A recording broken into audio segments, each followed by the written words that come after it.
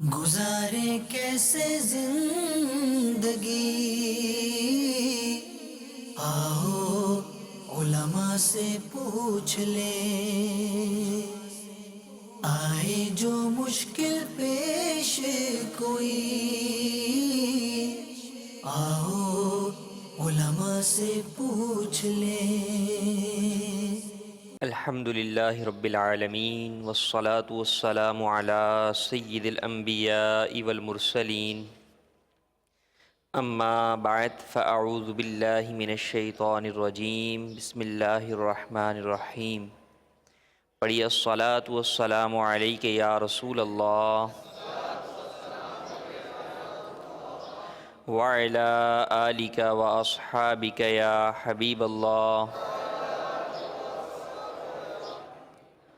الصلاة والسلام علیک یا نبی اللہ وعلی آلک واصحابک یا نور اللہ۔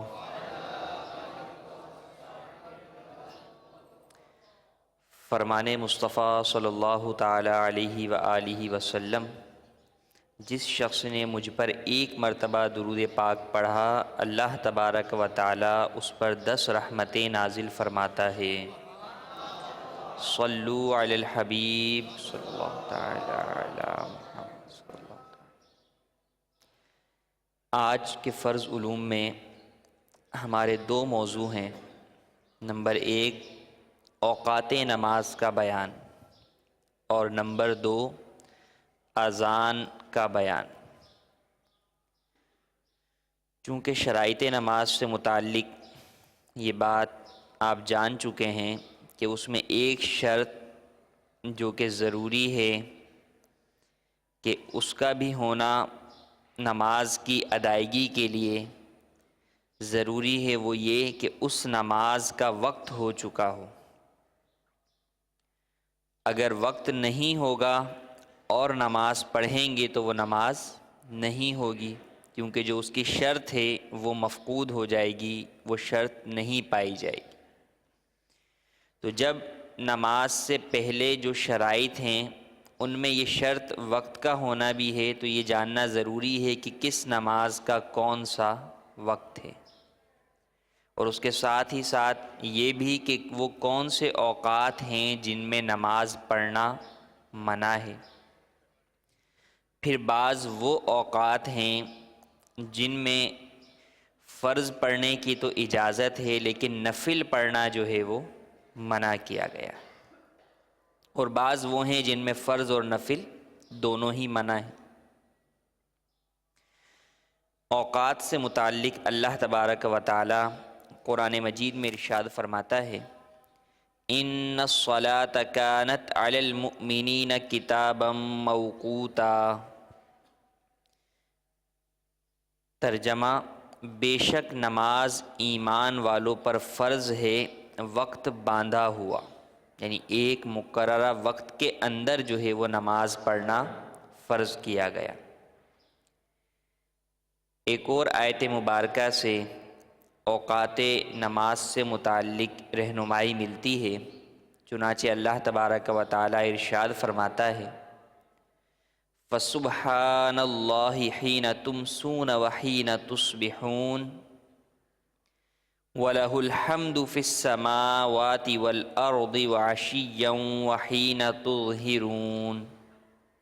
ترجمہ، اللہ کی تسبیح کرو جس وقت تم شام کرو، یعنی نماز مغرب اور عشاء کہ وہ شام کے اوقات کے اندر آتی ہیں، اور جس وقت صبح ہو اس وقت تسبیح بیان کرو، یعنی نماز فجر، اور اسی کی حمد ہے آسمانوں اور زمین میں، اور پچھلے پہر کو اللہ کی تسبیح کرو، یعنی نماز عصر، اور جب دن ڈھلے اس وقت اللہ کی تسبیح کرو، یعنی نماز ظہر۔ تو اس آیت مبارکہ سے 5 نمازوں کے اوقات کی طرف رہنمائی ملتی ہے۔ حضرت عائشہ رضی اللہ تعالی عنہا سے روایت ہے کہ نماز فجر حضرت آدم علیہ السلام نے پڑھی جب آپ کی توبہ قبول ہوئی،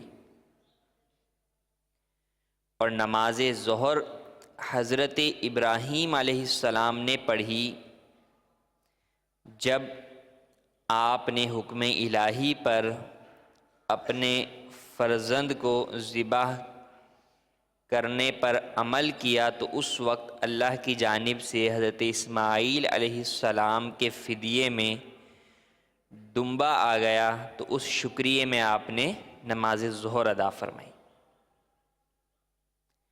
اور جب حضرت عزیر علیہ السلام 100 برس کے بعد دوبارہ زندہ ہوئے تو اس وقت آپ نے شکر میں نماز عصر ادا فرمائی۔ نماز مغرب حضرت داؤد علیہ السلام نے اپنی توبہ قبول ہونے پر پڑھی۔ رکعتوں کی جو نیت باندھی تھی وہ 4 باندھی تھی، لیکن 3 پر سلام پھیر دیا، تو یوں نماز مغرب 3 رکعت کی ہو گئی۔ اور نماز عشاء ہمارے پیارے آقا صلی اللہ تعالی علیہ وآلہ وسلم نے ادا فرمائی۔ تو گویا جو نمازیں ہیں اور جن جن اوقات کے اندر ادا کی گئیں، یہ اللہ والوں کی یادیں ہیں جنہیں مسلمان روزانہ ادا کرتا ہے۔ نبی کریم صلی اللہ تعالی علیہ وآلہ وسلم نے بھی کئی احادیث مبارکہ میں نماز کے اوقات کی تفصیل بیان فرمائی ہے۔ چنانچہ ترمذی شریف میں حضرت ابو ہریرہ رضی اللہ تعالیٰ عنہ سے روایت ہے کہ نبی کریم صلی اللہ تعالی علیہ وآلہ وسلم فرماتے ہیں، نماز کے لیے اول اور آخر ہے، یعنی ہر نماز کا اول وقت بھی ہے اور آخری وقت بھی ہے کہ اس کے درمیان میں نماز پڑھی جائے گی۔ فرمایا اول وقت ظہر کا اس وقت ہے کہ آفتاب ڈھل جائے، اور آخر وقت ظہر کا جب عصر کا وقت آ جائے، اور عصر کا آخر وقت کہ سورج کا آفتاب کا قرص جو گولائی ہے اس کی وہ زرد ہو جائے، پیلی ہو جائے، آفتاب جو ہے وہ پیلا نظر آنے لگے، اس پر نظر جو ہے وہ ٹھہرنے لگے۔ اور وقت مغرب کا اول جب آفتاب ڈوب جائے، اور مغرب کا آخری وقت جب شفق ڈوب جائے، اور عشاء کا اول وقت جب شفق ڈوب جائے، یعنی مغرب کا وقت ختم ہوتے ہی عشاء کا وقت شروع ہو جاتا ہے، اور عشاء کا آخری وقت یعنی بلا کراہت والا وقت آدھی رات تک ہے۔ اس حدیث مبارکہ کے اندر نبی کریم صلی اللہ تعالی علیہ وآلہ وسلم نے 4 نمازوں کے اوقات اول اور آخر بیان فرمائے۔ پھر اس میں چند جو ہے وہ الفاظ ذکر کیے گئے شفق وغیرہ کے، اس کی تفصیل آگے عرض کرتے ہیں۔ فجر سے متعلق نبی کریم صلی اللہ تعالی علیہ وآلہ وسلم نے ارشاد فرمایا، فجر کی نماز اجالے میں پڑھو کہ اس میں بہت عظیم ثواب ہے۔ ایک اور حدیث میں ارشاد ہے کہ اس سے تمہاری مغفرت ہو جائے گی۔ ایک روایت میں ہے کہ جو فجر کو روشن کر کے پڑھے، اللہ تعالیٰ اس کی قبر اور دل کو منور کرے گا اور اس کی نماز قبول فرمائے گا۔ روشن کرنے سے مراد جو نماز فجر کا وقت ہے، اس وقت میں چونکہ اندھیرا بھی ہوتا ہے اور اجالا بھی ہوتا ہے، تو اندھیرے کے بجائے وقت کے اندر ہی اجالے کے وقت میں نماز ادا کی جائے۔ یہ نہیں کہ جو ہے وہ 8 یا 9 بجے جو ہے وہ فجر پڑھیں کہ جناب بہت اجالا ہو گیا، ایسا نہیں، بلکہ جو وقت ہے اس وقت کے اندر جب روشنی والا وقت آ جائے تو اس وقت نماز ادا کی جائے۔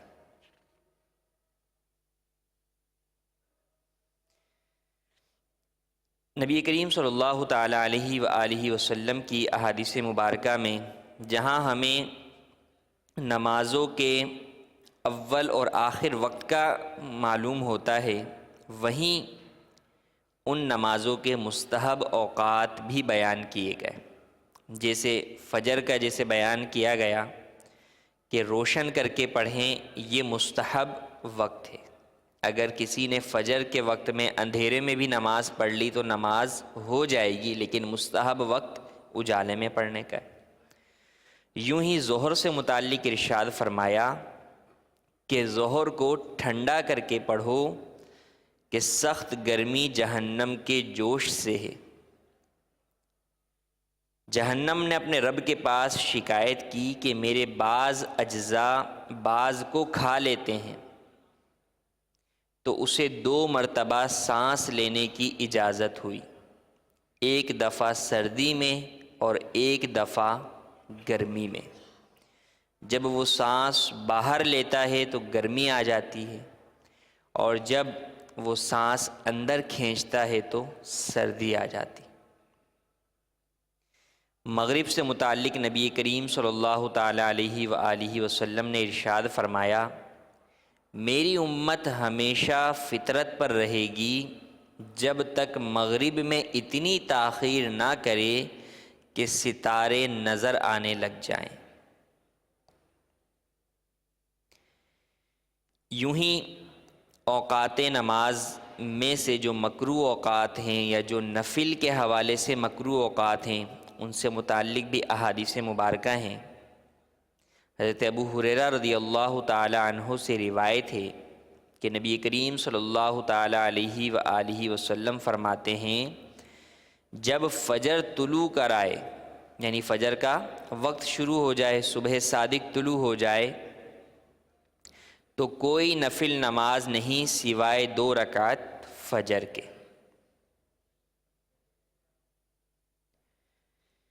3 اوقات ایسے ہیں کہ جن کے اندر نماز پڑھنا مکروہ ہے، کوئی بھی نماز۔ ان اوقات سے متعلق نبی کریم صلی اللہ تعالی علیہ وآلہ وسلم نے ارشاد فرمایا کہ آفتاب یعنی سورج شیطان کے سینگ کے ساتھ طلوع کرتا ہے،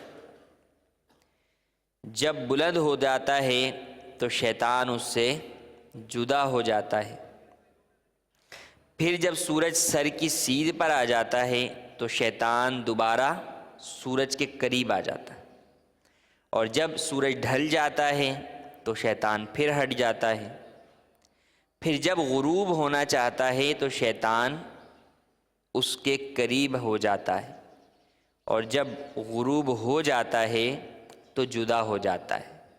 تو فرمایا کہ ان 3 وقتوں میں نماز نہ پڑھو۔ مفتی احمد یار خان نعیمی رحمۃ اللہ تعالی علیہ اس حدیث مبارک کی شرح میں فرماتے ہیں، یعنی ایک شیطان سورج نکلتے وقت سورج کے سامنے اس طرح کھڑا ہو جاتا ہے کہ سورج اس کے دونوں سینگوں کے درمیان معلوم ہو، تاکہ اپنے دوسرے شیاطین کو وہ یہ دکھائے کہ سورج کی پوجا کرنے والے مجھے پوج رہے ہیں، کیونکہ ان 3 اوقات کے اندر جو لوگ سورج کی پرستش و عبادت کرتے ہیں وہ سورج کو دیکھ کر عبادت کرتے ہیں، تو شیطان کھڑا ہو کر گویا یہ دکھاتا ہے کہ یہ سورج کی نہیں بلکہ میری عبادت کر رہے ہیں۔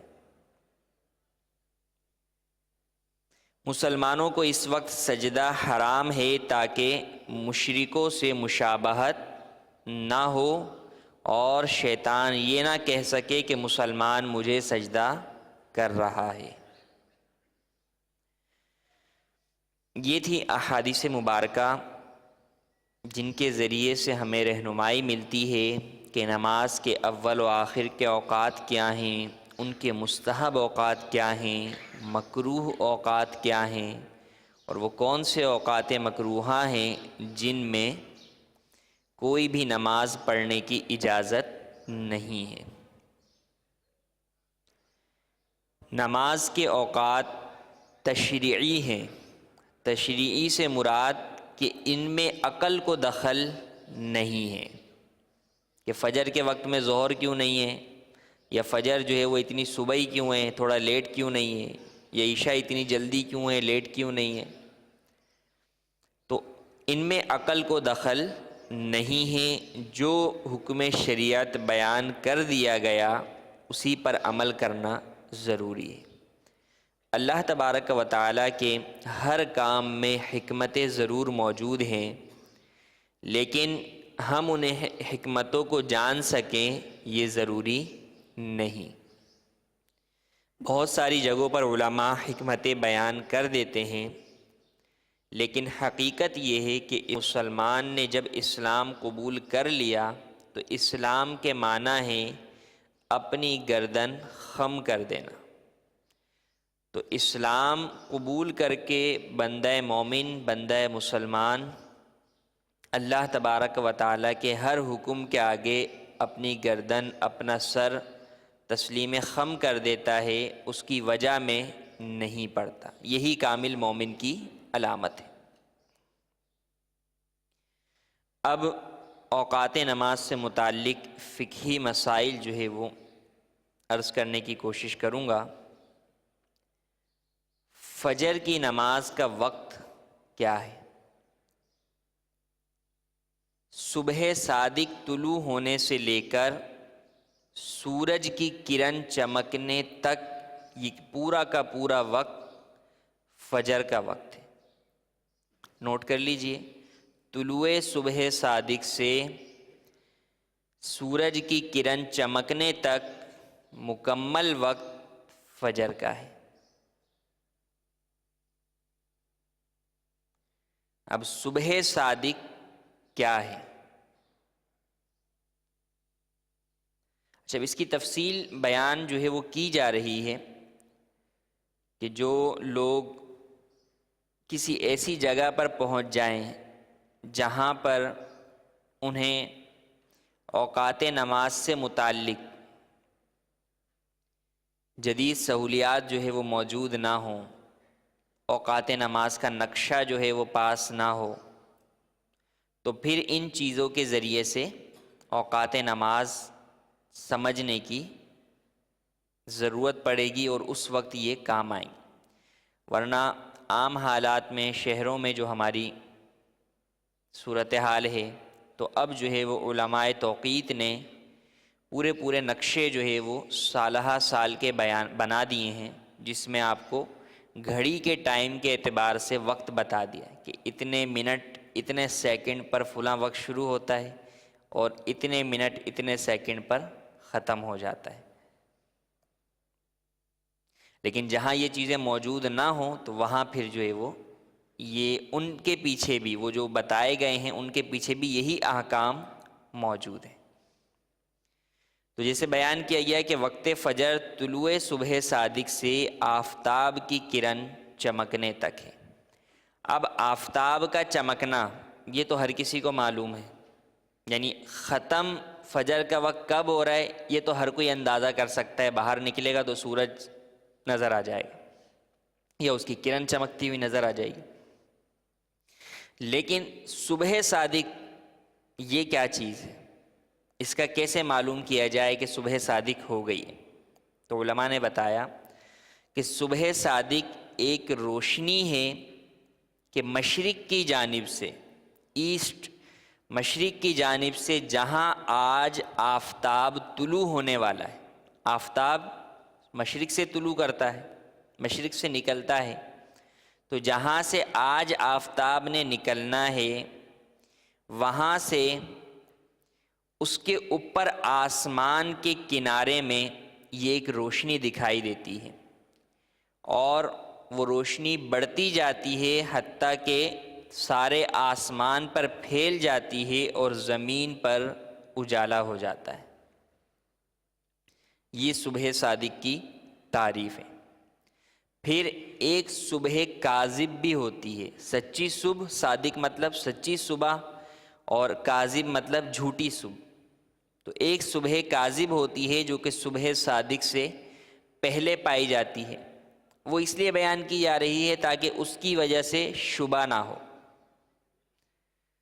چنانچہ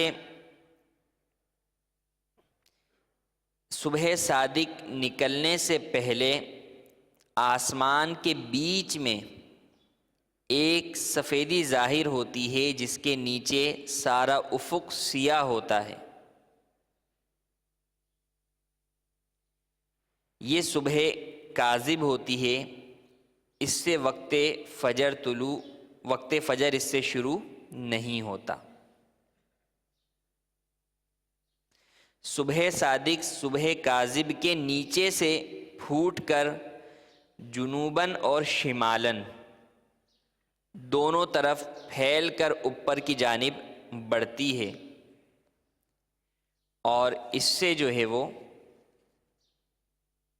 وقت فجر جو ہے وہ صبح صادق سے طلوع کر جاتا ہے.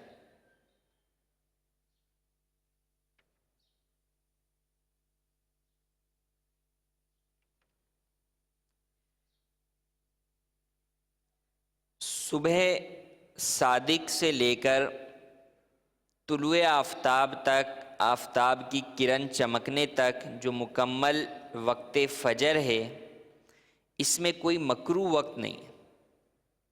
وقت فجر میں کوئی مکروہ وقت نماز فجر کے لیے نہیں ہے یا کسی فرض نماز کے لیے نہیں ہے. البتہ نفل کے لیے جو ہے وہ مکروہ وقت ہے، جس کی تفصیل آگے آ رہی ہے. دوسری نماز وقت ظہر اور جمعہ. جو ظہر کا وقت ہے وہی جمعے کا بھی وقت ہے. آفتاب ڈھلنے سے وقت ظہر شروع ہو جاتا ہے اور اس وقت تک باقی رہتا ہے جب کہ ہر چیز کا سایہ اس کے اصلی سائے سے بڑھ کر دگنا ہو جائے.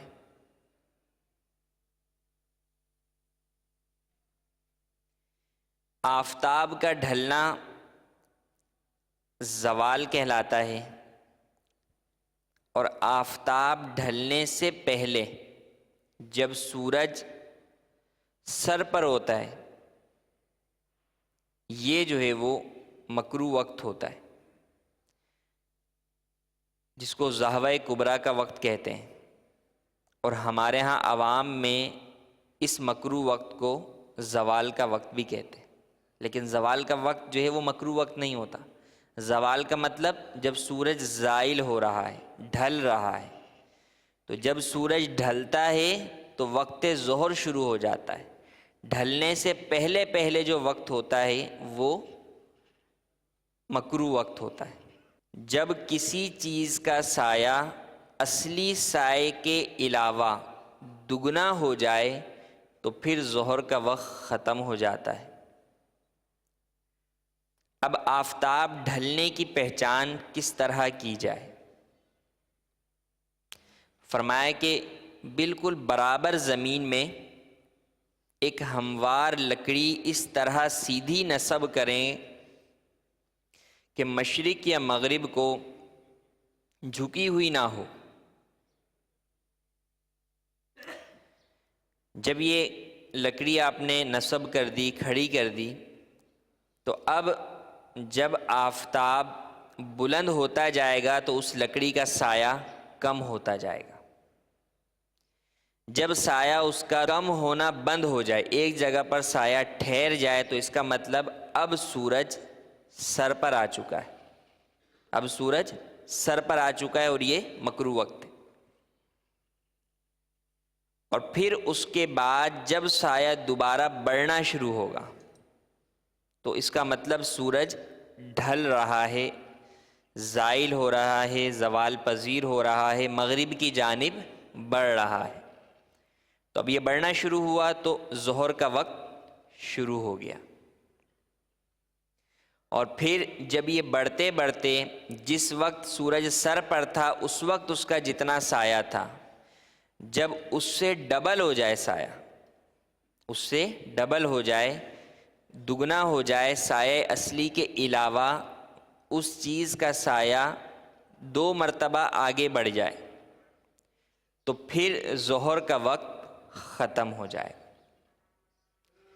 ظہر کا بھی پورا وقت جو ہے وہ کراہت سے پاک ہے، اس میں کوئی بھی مکروہ وقت نہیں ہے، نہ فرض کے لیے کوئی مکروہ وقت ہے، نہ نفل کے لیے کوئی مکروہ وقت ہے، پورا وقت ظہر کراہت سے پاک ہے۔ اور جب وقت ظہر ختم ہوتا ہے اسی وقت وقت عصر شروع ہو جاتا ہے۔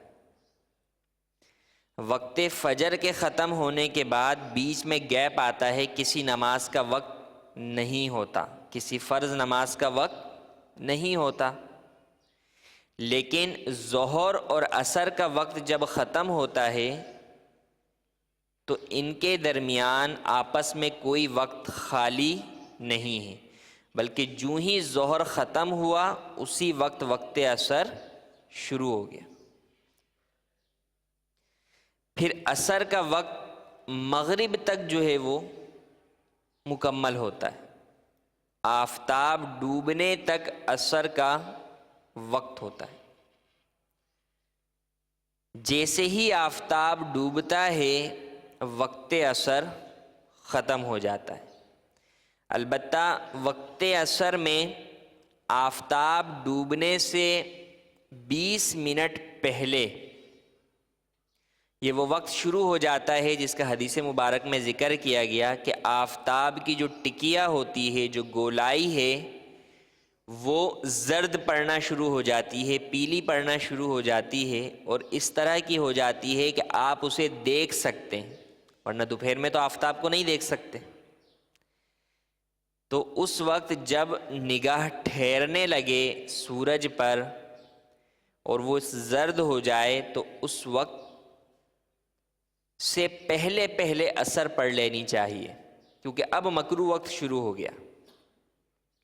اگر کوئی شخص نماز عصر کو اتنا لیٹ کرتا ہے بلا عذر شرعی کہ وقت مکروہ شروع ہو جاتا ہے تو وہ گناہگار ہوتا ہے، لیکن چونکہ وقت تو موجود ہے، مکروہ وقت آ گیا، لیکن عصر کا اصلی وقت جو ہے وہ موجود ہے کہ وہ غروب آفتاب پر ختم ہوگا، اس لیے اگرچہ مکروہ وقت آ جائے، اس دن کی عصر نہ پڑی ہو تو وہ لازمی طور پر پڑھ لے تاکہ عصر ادا ہو جائے۔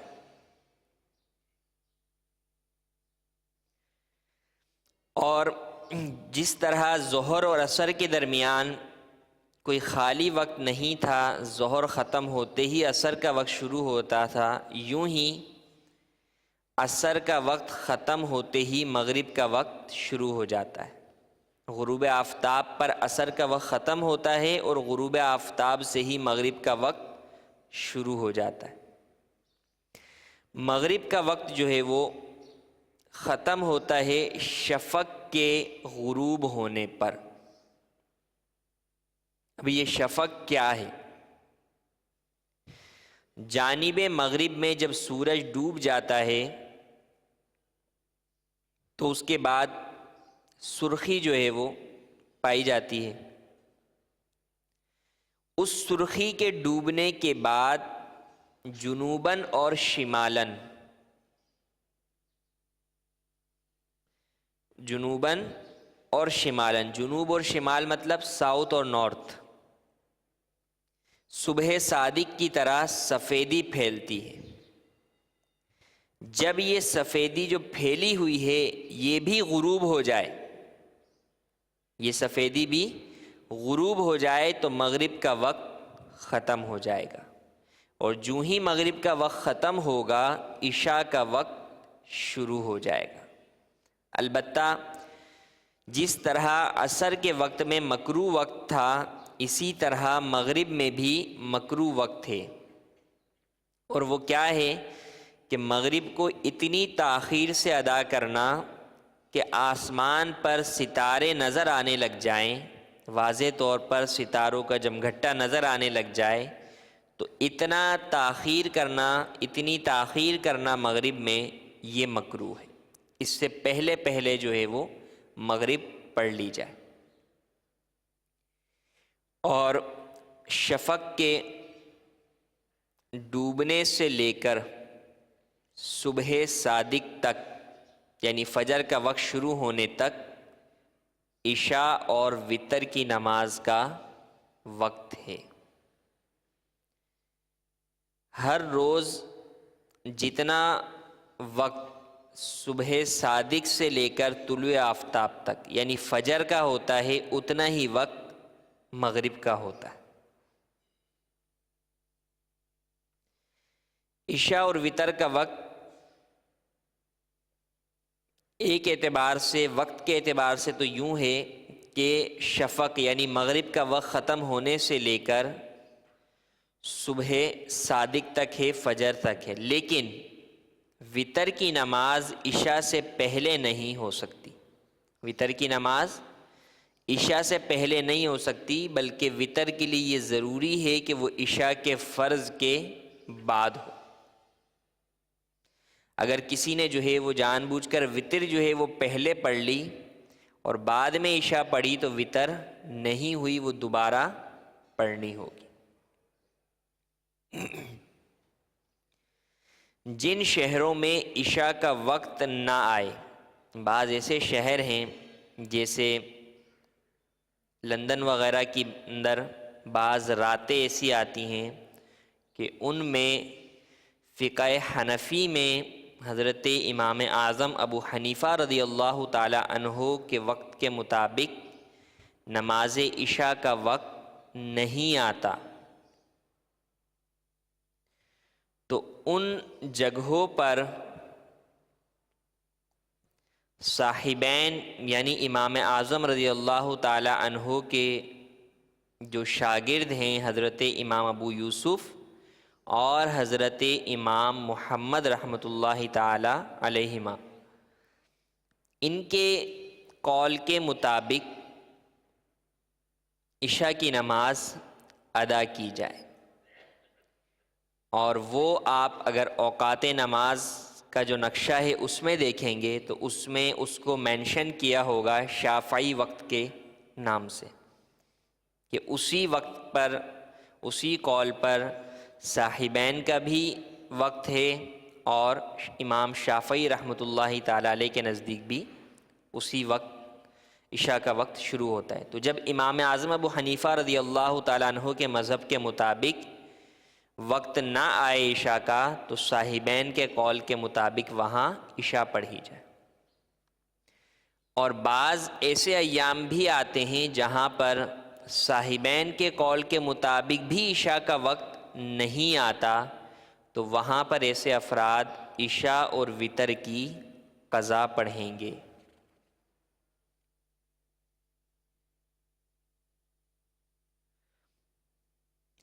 اوقات مستحبہ، یہ تو اوقات بیان ہوئے کہ جن اوقات کے اندر نماز پڑھیں گے تو نماز ہو جائے گی، ابتدائی وقت اور انتہائی وقت۔ اوقات مستحبہ میں یہ ہے کہ فجر میں تاخیر کرنا مستحب ہے، یعنی جب خوب اجالا ہو جائے، زمین روشن ہو جائے تو اس وقت شروع کرے نماز فجر۔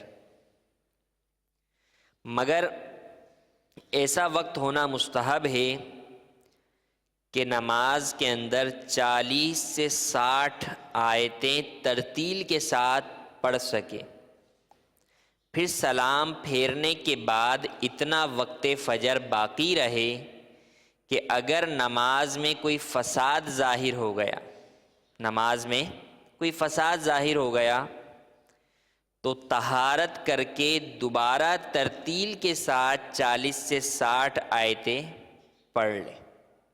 یعنی نماز ایسے وقت میں شروع کی جائے کہ نماز ختم ہونے کے بعد اتنا وقت باقی ہو کہ پتہ چلا مثال کے طور پر کہ جو ہے وہ امام کے یا خود اپنے کوئی انفرادی طور پر پڑھ رہا ہے، نماز پڑھ لی، اب پتہ چلا کہ جو ہے وہ کپڑوں میں نجاست لگی ہوئی تھی، تو اب وہ نجاست پاک کر کے دوبارہ نماز پڑھے تو اسی ترتیب کے مطابق کہ ترتیل کے ساتھ 40 سے 60 آیتیں دوبارہ پڑھ سکے، اتنا وقت چھوڑ کر اس سے پہلے جو ہے وہ پڑھے نماز فجر۔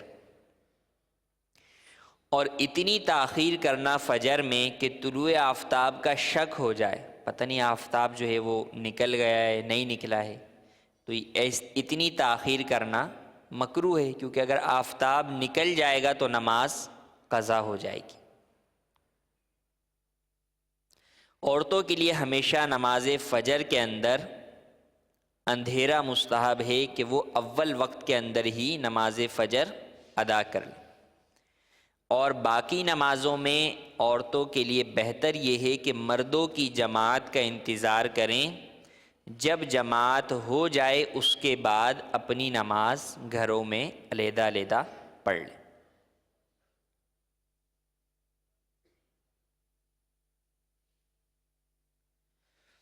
جاڑوں کی ظہر میں یعنی سردیوں کی ظہر میں جلدی کرنا مستحب ہے، اور گرمیوں میں تاخیر سے پڑھنا مستحب ہے۔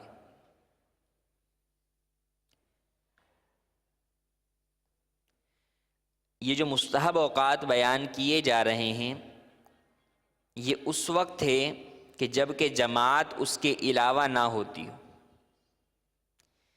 اگر جو ہے وہ جیسے ظہر کے اندر فرمایا گیا کہ گرمیوں میں تاخیر سے ظہر پڑھنا مستحب ہے، لیکن جماعت مسجد کے اندر جو عموماً ہمارے ہاں ہوتی ہے وہ 1:30 بجے ہوتی ہے، تو یہ تاخیر والا وقت نہیں ہے بلکہ ابتدائی وقت ہے۔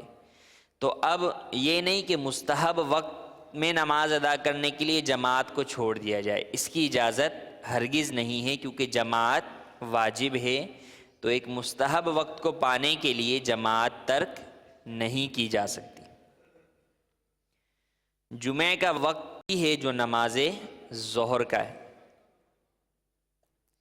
عصر کی نماز میں ہمیشہ تاخیر مستحب ہے، جبکہ مکروہ وقت سے پہلے پہلے ادا کر لیجیے۔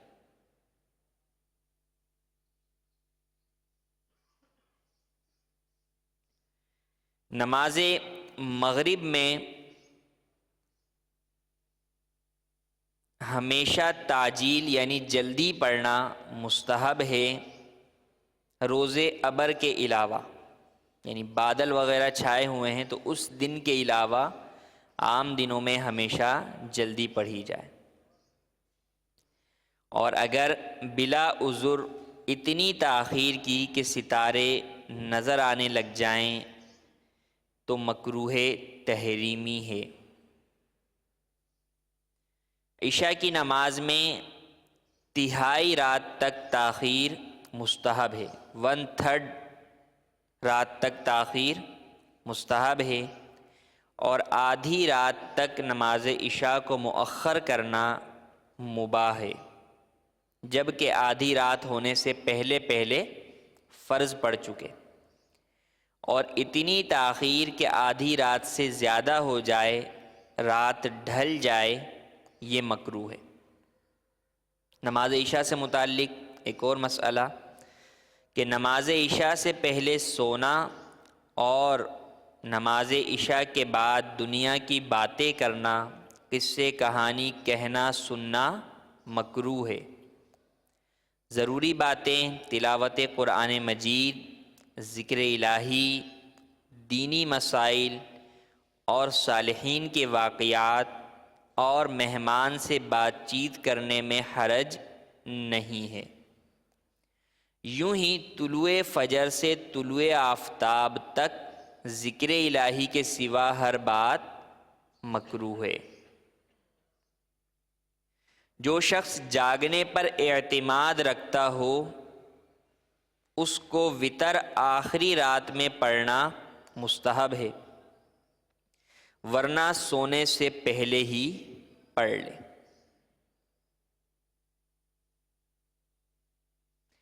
ہر نماز کا ایک مقررہ وقت ہے جس میں اس نماز کو ادا کرنا ضروری ہے۔ دو نمازوں کا ایک وقت میں جمع کرنا حرام ہے، خواہ اس طرح ہو کہ دوسری نماز کو پہلی کے وقت میں پڑھ لیں، مثلا ظہر کے وقت میں ہی عصر پڑھ لیں، یا اس طرح کہ پہلی نماز کو دوسری کے وقت میں پڑھیں، جیسے عشاء کے اندر مغرب بھی پڑھ لیں، کہ پہلی صورت میں تو بعد والی نماز ہوگی ہی نہیں، جیسے ظہر کے وقت میں عصر پڑھ لی تو جب عصر کا وقت شروع ہی نہیں ہوا تو نماز نہیں ہوگی، اور جو دوسری صورت ہے کہ عشاء کے وقت میں مغرب پڑھی تو اس صورت کے اندر گویا مغرب کی نماز قضا کرنے کا گناہ لازم آئے گا۔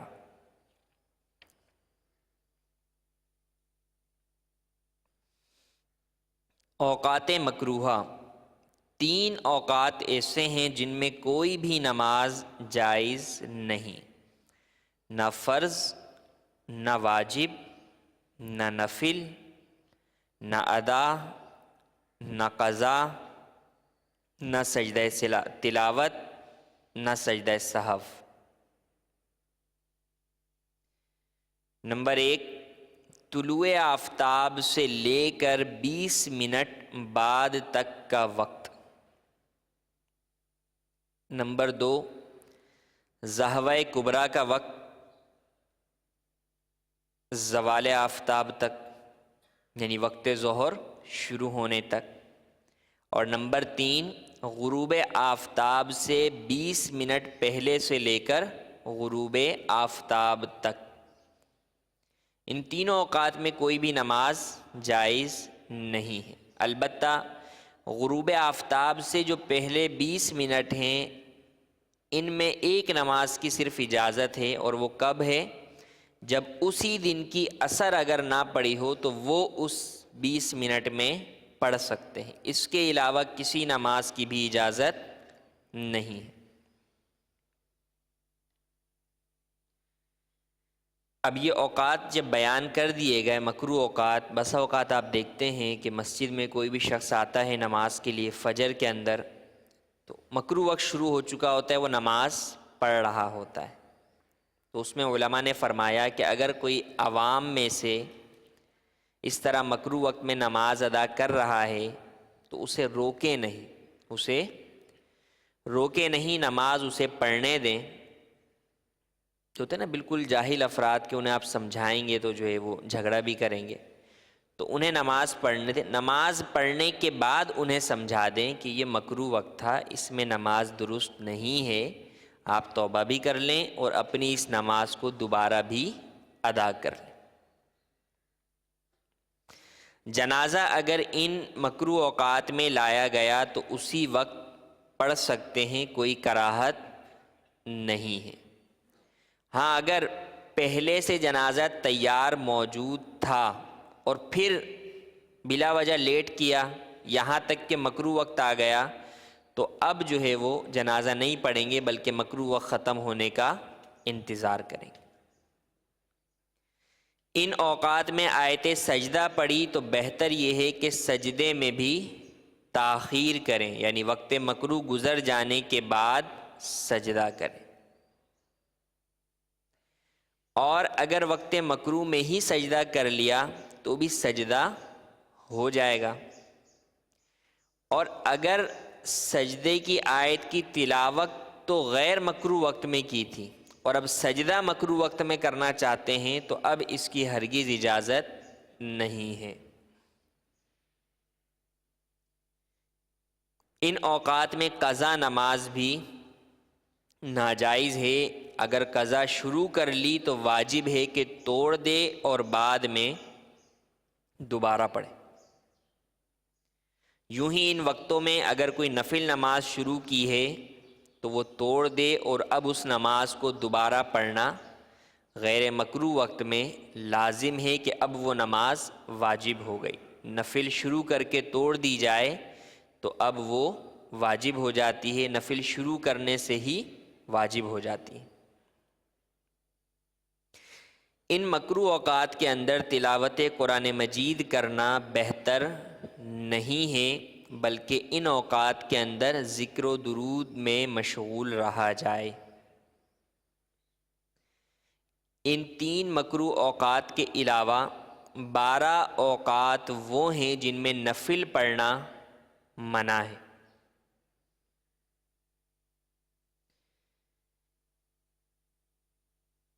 طلوع فجر سے طلوع آفتاب تک، نوٹ کر لیں، نوافل کے لیے مکروہ اوقات: نمبر 1، طلوع فجر سے طلوع آفتاب تک کوئی نفل نماز پڑھنے کی اجازت نہیں ہے، صرف سنت فجر پڑھ سکتے ہیں، اس کے علاوہ کوئی نفل نماز اس وقت میں نہیں پڑھ سکتے۔ قضا البتہ پڑھ سکتے۔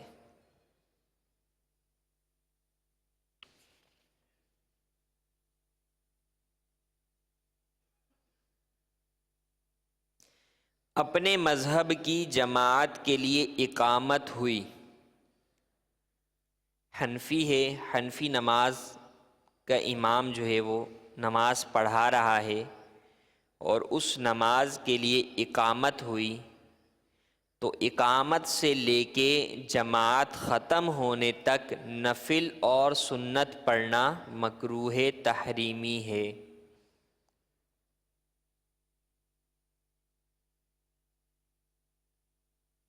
جیسے ظہر میں آئے، مسجد کے اندر اقامت شروع ہو گئی، تو اب آپ سوچ رہے ہیں کہ جو ہے وہ ظہر کی 4 سنتیں قبلیہ ادا کر لوں اور پھر اس کے بعد جو ہے وہ دوسری رکعت تک تو امام صاحب کے ساتھ شامل ہو ہی جاؤں گا، تو ہرگز ایسا کرنے کی اجازت نہیں ہے۔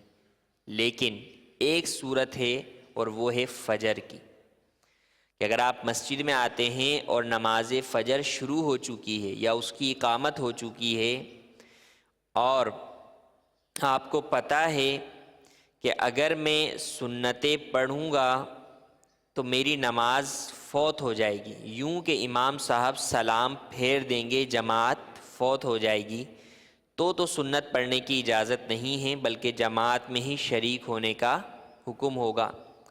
لیکن اگر یہ اندازہ ہے کہ میں امام صاحب کے ساتھ شامل ہو جاؤں گا، سنتیں پڑھنے کے بعد بھی امام صاحب کے ساتھ شامل ہو جاؤں گا، حتیٰ کہ ہو سکتا ہے قعدہ اخیرہ میں شامل ہو جاؤں، تو حکم یہ ہے کہ پہلے سنت فجر ادا کریں اور پھر امام کے ساتھ جماعت میں شامل ہوں۔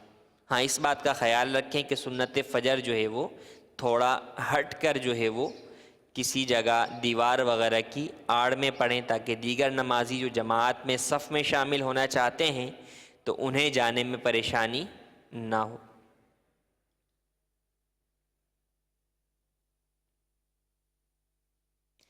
نماز عصر پڑھنے کے بعد سے لے کر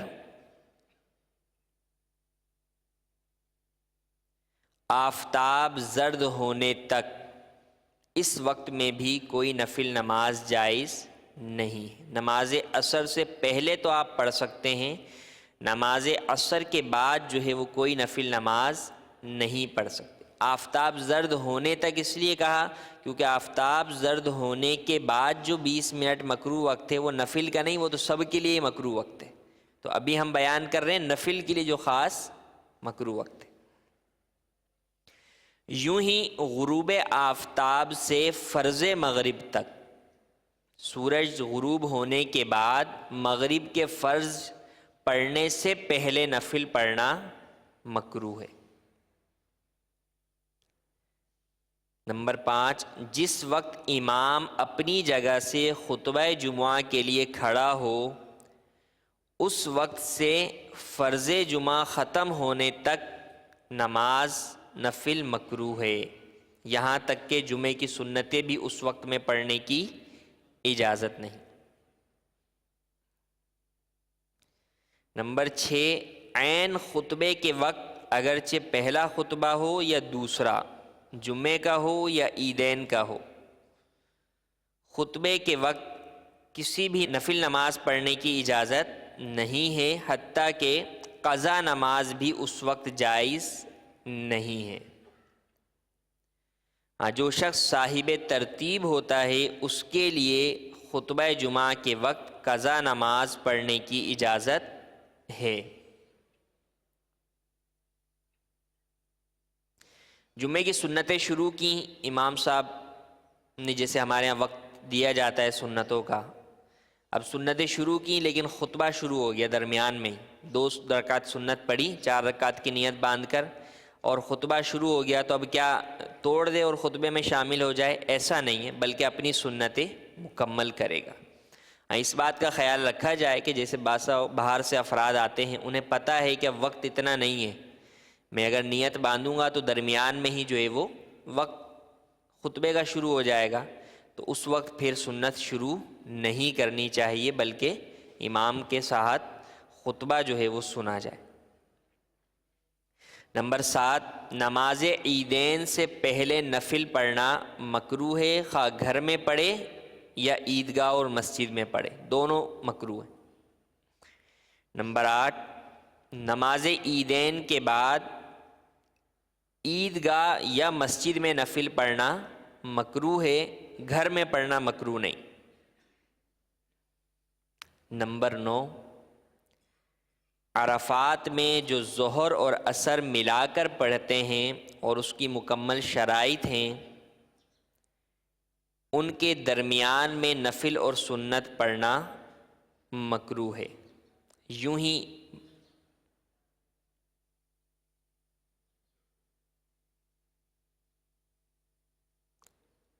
عرفات میں جو ظہر اور عصر ملا کر پڑھتے ہیں، ان کے درمیان میں اور بعد میں بھی نفل اور سنت پڑھنا مکروہ ہے۔ 10 نمبر، مزدلفہ میں جو مغرب اور عشاء جمع کیے جاتے ہیں، مزدلفہ میں عشاء کے وقت میں مغرب بھی پڑھی جاتی ہے، تو عشاء اور مغرب کے فرضوں کے درمیان نفل اور سنت پڑھنا مکروہ ہے، بعد میں مکروہ نہیں۔ فرض نماز کا وقت تنگ ہو تو ہر نماز یہاں تک کہ سنت فجر اور ظہر بھی مکروہ ہے۔ اب وقت ہی اتنا ہے کہ یا تو آپ جو ہے وہ فرض نماز پڑھ لیں گے یا سنت پڑھ لیں گے، تو اب فرض چھوڑ کر سنت پڑھنا ہرگز عقل مندی نہیں ہے کہ فرض چھوڑیں گے تو نماز قضا ہو جائے گی، تو اس صورت میں بھی نفل پڑھنا مکروہ ہے، بلکہ فرض ادا کر کے نماز کو قضا ہونے سے بچانا لازم ہے۔ اور نمبر 12، جس بات سے دل بٹے، خیال جو ہے وہ منتشر ہو اور اسے دور کر سکتا ہے، تو اسے دور کیے بغیر ہر نماز مکروہ ہے، چاہے فرض ہو یا نفل ہو یا اور کوئی۔ مثلا استنجا کی حاجت ہے، شدت ہے، تو اب اس صورت کے اندر نماز پڑھنا مکروہ ہے، بلکہ اولاً جو ہے وہ فارغ ہو لے تاکہ خشوع و خضوع کے ساتھ رب کی بارگاہ میں حاضر ہو کر نماز ادا کر سکے۔ اب جو مکروہ اوقات ہیں، ان اوقات میں ایک اس بات کا خیال رکھنا ضروری ہے، خاص کر جو نفل کے مکروہ اوقات ہیں، کہ ان میں قضا نماز پڑھنے کی تو بعض جگہوں پر اجازت ہے، جیسے فجر کا وقت ہے، فجر کی نماز کے بعد آپ جو ہے وہ قضا پڑھ سکتے ہیں، یوں ہی عصر کے بعد سورج زرد ہونے سے پہلے پہلے تک آپ جو ہے وہ قضا پڑھ سکتے ہیں، لیکن ان اوقات میں مسجد میں قضا ہرگز نہ پڑھی جائے، کیونکہ مسجد میں قضا پڑھیں گے تو یا تو کوئی آپ کو روکے ٹوکے گا اور کہ بھئی اس ٹائم کیا پڑھ رہے ہو، نفل تو جو ہے وہ ہے نہیں، تو اب آپ کو یا تو بتانا پڑے گا کہ میں قضا پڑھ رہا ہوں، تو قضا نماز کا اظہار کرنا، چونکہ قضا ایک گناہ ہے تو اس کا اظہار کرنا بھی گناہ ہے، تو اس کی اجازت نہیں ہے۔ یا پھر کوئی یہ سوچے گا، آپ کے بارے میں بدگمانی میں مبتلا ہوگا کہ دیکھیں یہ جو ہے وہ مکروہ وقت کے اندر نفل پڑھ رہے ہیں، تو اس لیے مسجد کے اندر جو ہے وہ ان اوقات کے اندر قضا نہ پڑھیں، ہاں گھر میں علیحدہ پڑھ رہے ہیں تو اس صورت میں کوئی حرج نہیں ہے۔ یہ تھا مختصر جو ہے وہ بیان اوقات نماز سے متعلق۔ دوسرا موضوع ہمارا ہے اذان کا بیان۔ اللہ تبارک و تعالی قرآن مجید میں ارشاد فرماتا ہے وَمَنْ أَحْسَنُ قَوْلًا مِّمَّنْ دَعَا إِلَى اللَّهِ وَعَمِلَ صَالِحًا وَقَالَ إِنَّنِي مِنَ الْمُسْلِمِينَ۔ ترجمہ: اس سے اچھی کس کی بات جو اللہ کی طرف بلائے اور نیک کام کرے اور یہ کہے کہ میں مسلمان ہوں۔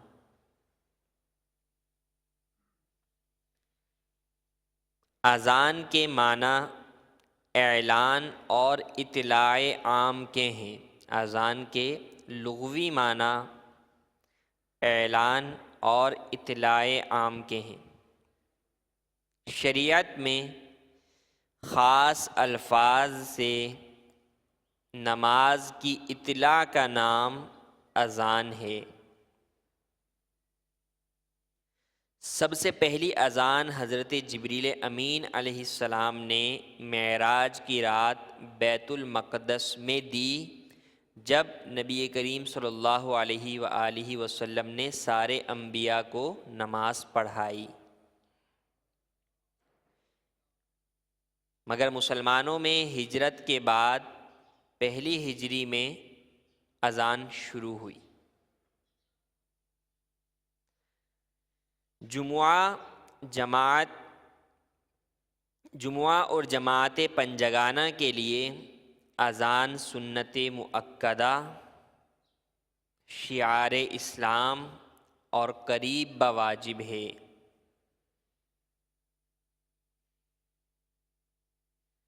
نماز پنجگانہ اور جمعہ کے علاوہ کسی نماز کے لیے اذان سنت نہیں۔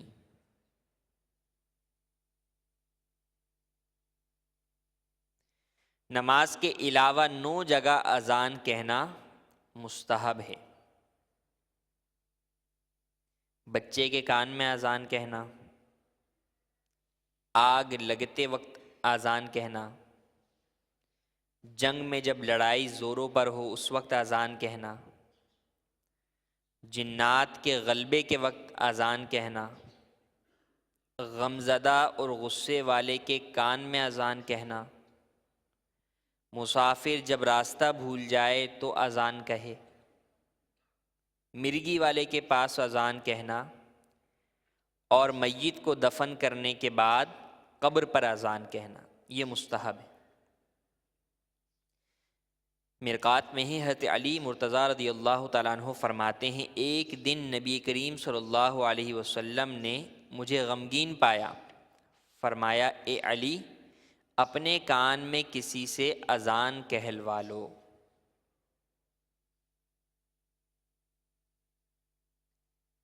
مدینہ المنورہ کے اندر جب مسجد نبوی تعمیر ہو گئی، مسلمان جو ہے وہ نماز پڑھنے کے لیے آنے لگے، مسلمانوں کی کثرت ہوئی، تو پھر اس بارے میں غور و فکر شروع ہوئی کہ اب لوگوں کو نماز کے لیے کس طرح بلایا جائے جماعت کے لیے۔ مختلف جو ہے وہ مشورے ہوئے، کسی نے اذان بلانے کے لیے کوئی طریقہ بیان کیا، کسی نے کوئی طریقہ بیان کیا۔ پھر ایک رات حضرت امیر المؤمنین فاروق اعظم رضی اللہ تعالیٰ عنہ اور حضرت عبداللہ بن زید رضی اللہ تعالیٰ عنہ کو خواب میں اذان بتائی گئی۔ صبح انہوں نے یہ خواب نبی کریم صلی اللہ علیہ وسلم کی بارگاہ میں عرض کیا تو آپ علیہ الصلاۃ والسلام نے فرمایا یہ خواب حق ہے، اور حضرت عبداللہ بن زید سے فرمایا کہ جاؤ حضرت بلال رضی اللہ تعالیٰ عنہ کو جا کر یہ الفاظ بتا دو تاکہ وہ اذان کہیں، کیونکہ ان کی آواز تم سے زیادہ بلند ہے۔ اذان کہنے کی بہت فضیلتیں احادیث میں مذکور ہوئیں، ان میں سے چند عرض کرتا ہوں۔ نبی کریم صلی اللہ تعالیٰ علیہ وآلہ وسلم نے ارشاد فرمایا مؤذن کی جہاں تک آواز پہنچتی ہے اس کے لیے مغفرت کر دی جاتی، اور ہر تر و خشک جس نے اس کی آواز سنی اس کی تصدیق کرتا ہے۔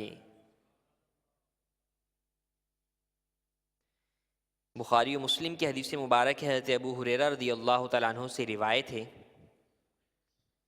کہ نبی کریم صلی اللہ علیہ وسلم نے ارشاد فرمایا، جب اذان کہی جاتی ہے شیطان گوز مارتا ہوا بھاگتا ہے یہاں تک کہ اذان کی آواز اسے نہ پہنچے اتنا دور چلا جاتا ہے۔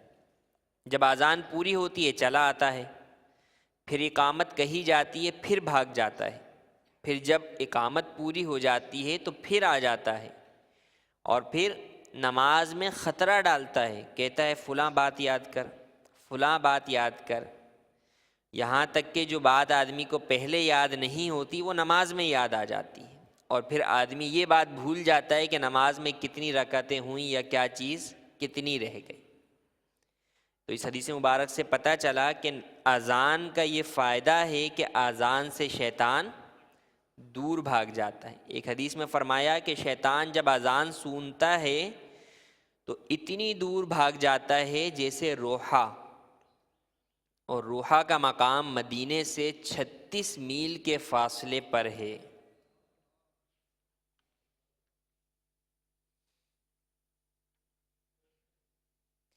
اذان سننا، اذان دینے سے متعلق جو بھی فضیلتیں ہیں، فرمایا کہ یہ اس کے ساتھ ہیں جو کہ بغیر اجرت کے ثواب کی نیت سے اذان دے۔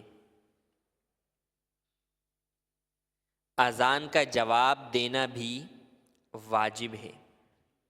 اذان کا جواب دینا دو طرح سے، ایک تو یوں کہ اذان کے جو الفاظ مؤذن کہتا جائے سننے والا ان الفاظ کو دہراتا جائے، اور اس میں ہر کلمے کے بدلے نیکیاں ہیں۔ جو اصل واجب ہے وہ ہے اذان کے جواب میں نماز ادا کرنا۔ اذان کا اصل جواب یہ ہے کہ مؤذن حی علی الصلاح کہہ کر نماز کی طرف بلا رہا ہے، تو یہ تو نہ ہو کہ اذان کا جواب زبان سے دے دیں اور نماز نہ پڑھنے آئیں۔ تو اذان کا جواب زبان سے دینے کے ساتھ ساتھ جہاں نیکیاں کمائیں ڈھیر ساری، وہیں چل کر مسجد میں آ کر باجماعت نماز بھی ادا کریں، یہی حقیقتاً اذان کا جواب ہے جس کا پورا کرنا واجب ہے۔ اذان عرف شرع میں خاص قسم کا اعلان ہے جو خاص کلمات پر موجود ہے، وہ سبھی جانتے ہیں۔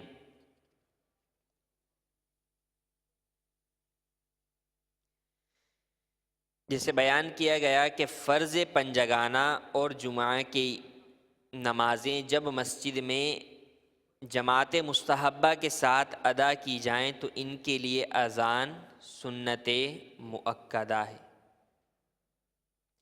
مسجد میں بغیر اذان اور اقامت کے جماعت پڑھنا، یعنی جماعت کے ساتھ نماز پڑھنا، یہ مکروہ ہے۔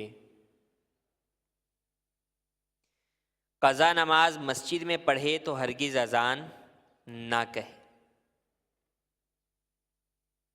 اگر کوئی شخص شہر میں گھر میں نماز پڑھتا ہے، مسجد میں نہیں آ سکتا، معذور ہے، اور گھر میں نماز ادا کرتا ہے، یا خواتین گھر میں نماز ادا کرتی ہیں، تو انہیں اذان کی حاجت نہیں، کیونکہ جو محلے کی مسجد کی اذان ہے وہی کافی ہے۔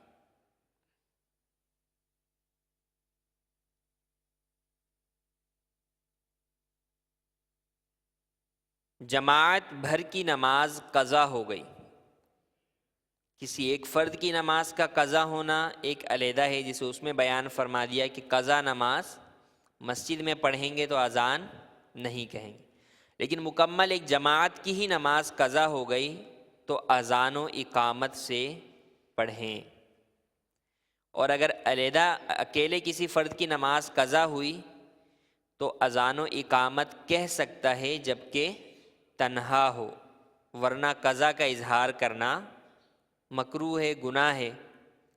اسی وجہ سے مسجد میں قضا پڑھنے کو بھی مکروہ قرار دیا گیا ہے۔ قضا نماز کبیرہ گناہ ہے کہ جب وقت گزر جائے کسی نماز کا تو یہ نماز قضا ہو گئی، اور یہ ایک کبیرہ گناہ ہے، تو گناہ کا اظہار کرنا بھی گناہ ہے۔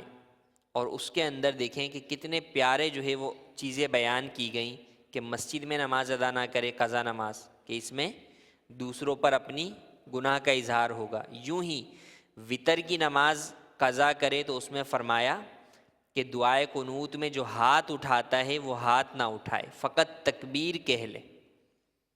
سورہ فاتحہ پڑھی تھی اسی رکعت میں اور اس کے ساتھ سورت ملا لی، اب ہاتھ نہ اٹھائے کہ ہاتھ اٹھائے گا تو سامنے والے کو پتہ چلے گا یہ عصر کی نماز میں ہاتھ اٹھا کے کون سی نماز پڑھ رہا ہے، تو قضا کا اظہار ہوگا، تو اس سے بچنے کے لیے فرمایا کہ فقط زبان سے جو ہے وہ اللہ اکبر تکبیر قنوت کہہ کر قنوت پڑھ لے، ہاتھ نہ اٹھائے۔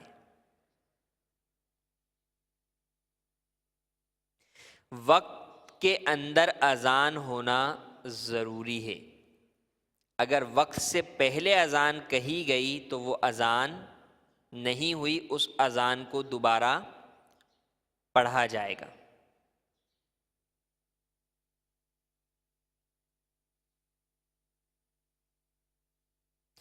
اذان کا مستحب وقت وہی ہے جو کہ نمازوں کا وقت مستحب بیان کیا گیا ہے۔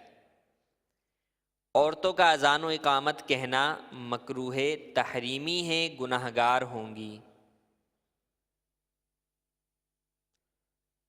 عورت اپنی نماز پڑھتی ہو، ادا پڑھے یا قضا، اس کی اذان و اقامت مکروہ ہے، اور ان کی جماعت بھی مکروہ تحریمی ہے۔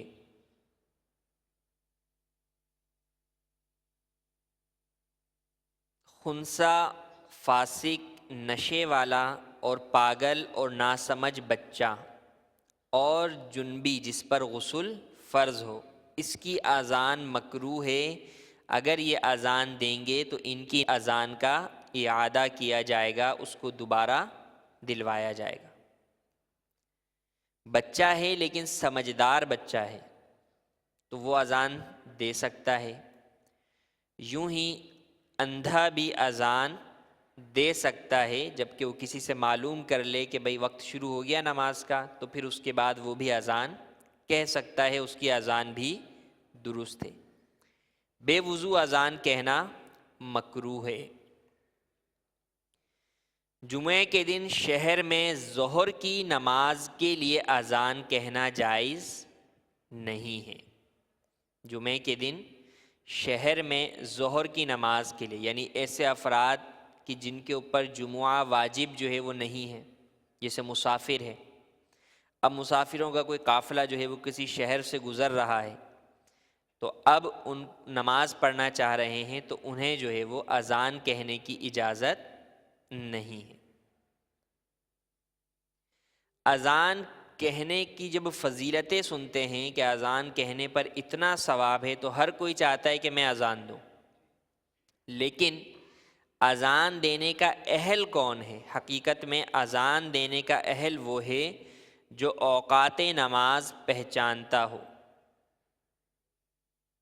اور مستحب یہ ہے کہ مؤذن مرد عاقل، صالح، پرہیزگار، عالم بالسنت، ذی وجاہت، اذان پر ہمیشگی اختیار کرنے والا ہو اور ثواب کے لیے اذان کہتا ہو، اذان پر اجرت نہ لیتا ہو، تو یہ تمام صفات پائی جائیں، اور اس کے ساتھ ساتھ یہ کہ اذان کہنا بھی درست طریقے سے آتا ہو، الفاظ اور مخارج بھی اس کے درست ہوں، جو کلمات اذان ہیں ان کو درست طریقے سے ادا کر کے اذان کہے۔ بہت سارے جو ہے وہ ہمارے احباب بزرگ افراد جو ہے وہ بہت خواہش رکھتے ہیں مسجد میں اذان دینے کی، لیکن وہ اذان کے الفاظ جو ہے وہ درست طریقے سے ادا نہیں کر پاتے، مخارج نہ ہونے کی وجہ سے، بڑھاپے کی وجہ سے، دانت نہ ہونے کی وجہ سے، تو انہیں اس پر ضد نہیں کرنی چاہیے، کیونکہ اذان کا ثواب اسی وقت ملے گا جب کہ آپ درست طریقے سے اذان دیں۔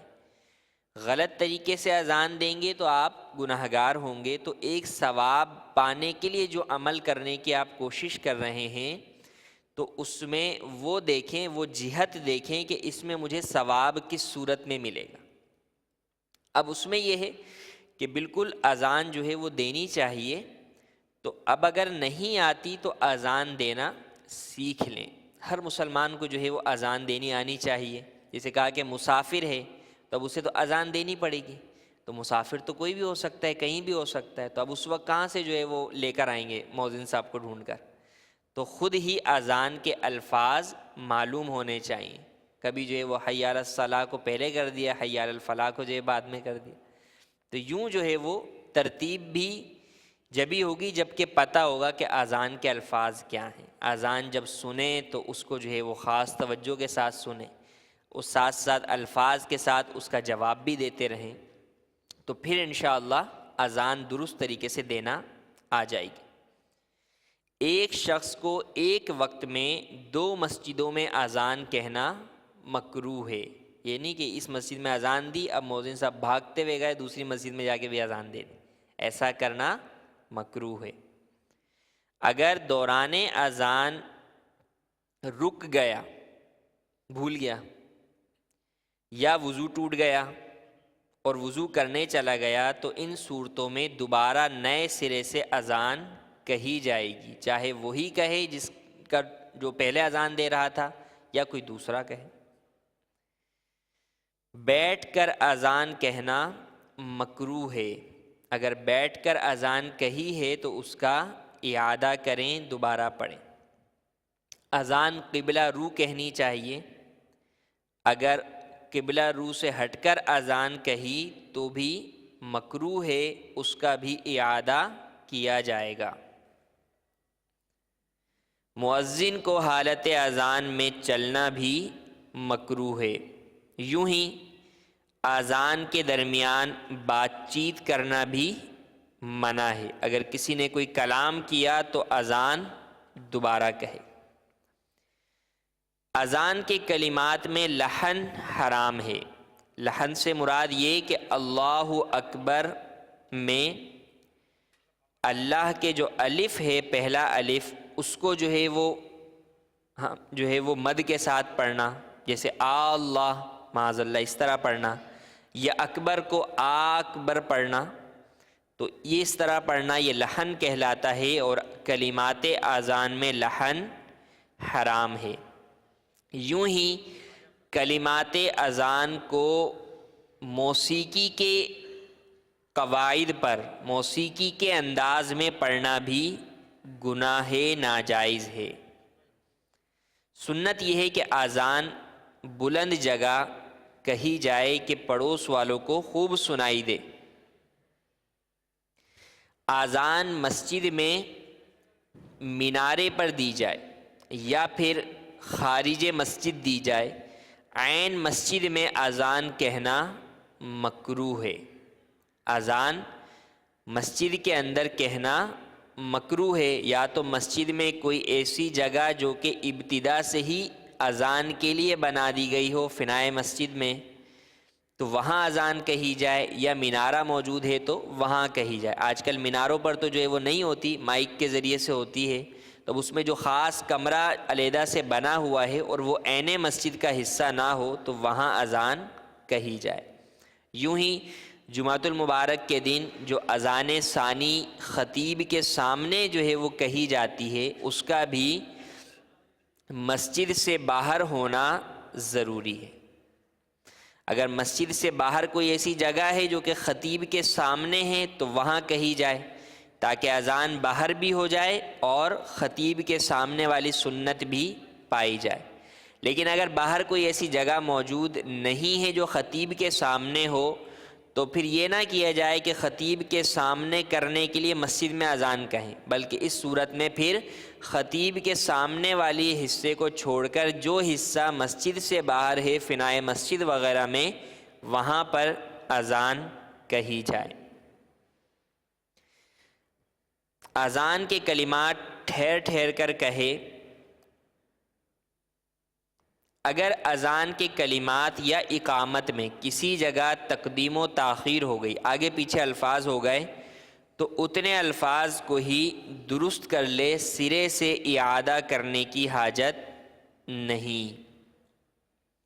صبح کی اذان میں حی علی الفلاح کے بعد الصلاۃ خیر من النوم کہنا مستحب ہے۔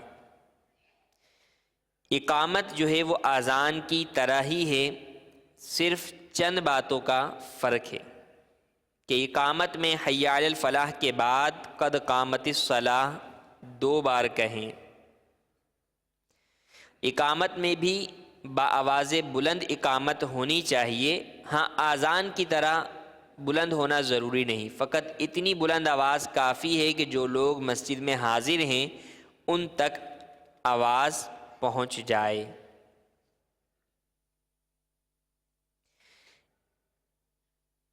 اقامت کے وقت کوئی شخص آیا تو اسے کھڑے ہو کر انتظار کرنا مکروہ ہے، بلکہ بیٹھ جائے۔ جب حی علی الفلاح پر پہنچے تو پھر جو ہے وہ کھڑا ہو۔ آج کل اکثر جگہ رواج پڑ گیا ہے کہ اقامت شروع ہونے کے ساتھ ہی سب لوگ کھڑے ہو جاتے ہیں، تو ایسا کرنا درست نہیں بلکہ خلاف سنت ہے۔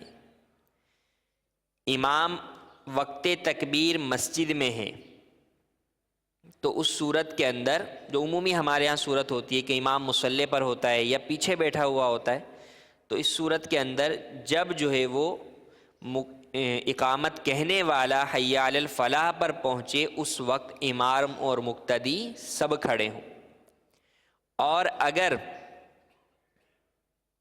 امام حاضر نہیں ہے تو مؤذن جب تک اسے آتا نہ دیکھے تکبیر نہ کہے، نہ اس وقت کوئی کھڑا ہو۔ مسافر جب نماز پڑھے گا تو اذان اور اقامت دونوں کہے، دونوں نہ کہی یا اقامت نہ کہی تو مکروہ ہے، اور اگر صرف اقامت پر اکتفا کیا تو کراہت نہیں ہے، مگر بہتر یہ ہے کہ اذان بھی کہے اگرچہ تنہا ہو یا دیگر افراد بھی اس کے ساتھ موجود ہوں۔ اقامت کے دوران بھی مؤذن کو کلام کرنا جائز نہیں ہے۔ اگر اذان آہستہ ہوئی تو پھر سے اذان کہی جائے۔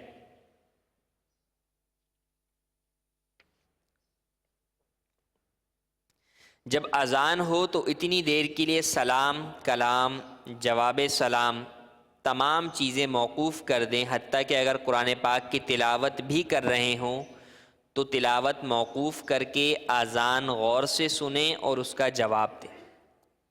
جو اذان کے وقت باتوں میں مشغول رہے، دنیاوی باتوں میں مشغول رہے، اس پر معاذ اللہ خاتمہ برا ہونے کا خوف ہے۔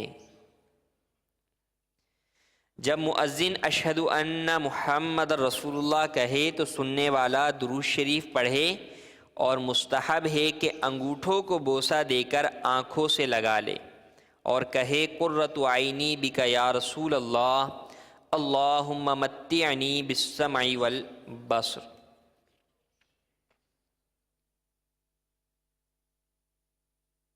جن نمازوں سے پہلے سنت یا نفل ہے ان میں بہتر یہ ہے کہ مؤذن اذان کے بعد سنت اور نفل پڑھے۔ ایک سوال عموماً جو ہے وہ کیا جاتا ہے، میسیجز پر بھی چلتا ہے کہ وہ کون سا عمل ہے جو کہ اللہ تبارک و تعالیٰ کو بہت محبوب ہے لیکن نبی کریم صلی اللہ علیہ وسلم نے نہیں کیا، اور اس کے جواب میں اذان کہا جاتا ہے۔ یہ بالکل غلط ہے۔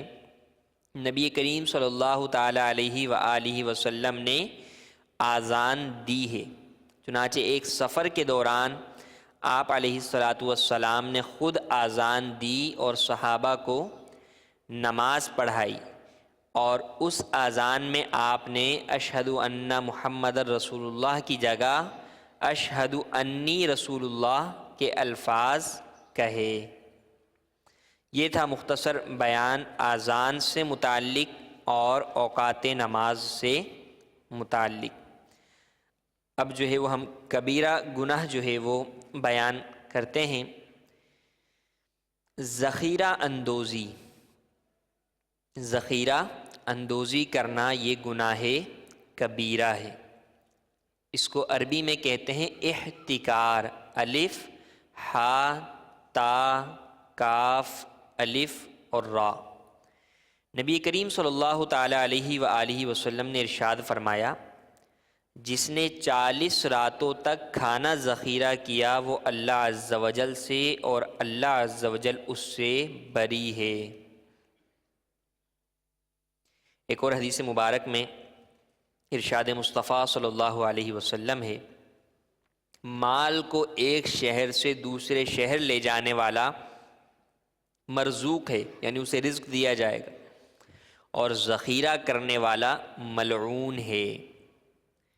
نبی رحمت صلی اللہ تعالیٰ علیہ وآلہ وسلم کا فرمان عبرت نشان ہے، جس نے مسلمان پر ان کا کھانا روک لیا اللہ عز و جل اسے کوڑ اور افلاس میں مبتلا کر دے گا۔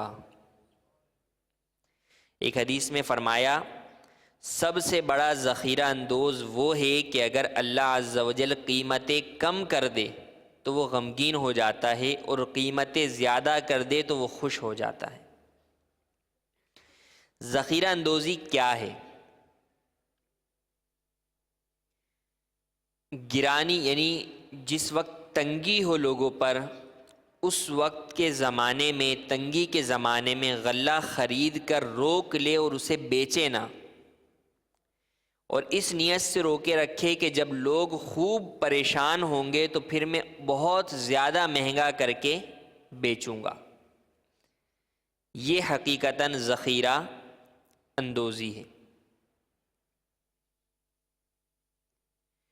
اور ذخیرہ اندوزی جو گناہ کبیرہ ہے اور جس سے احادیث مبارکہ میں منع کیا گیا، یہ غلے سے متعلق چیزوں کے اندر ہے، کھانے کی چیزوں میں۔ اب وہ چاہے کھانا جو ہے وہ انسان کا ہو یا جو ہے وہ جانوروں کا چارہ وغیرہ ہو، اور یہ اسی وقت گناہ کہلائے گا جب کہ غلہ روکنا وہاں کے لوگوں کے لیے، اہل شہر کے لیے مضر ہو، نقصان دہ ہو۔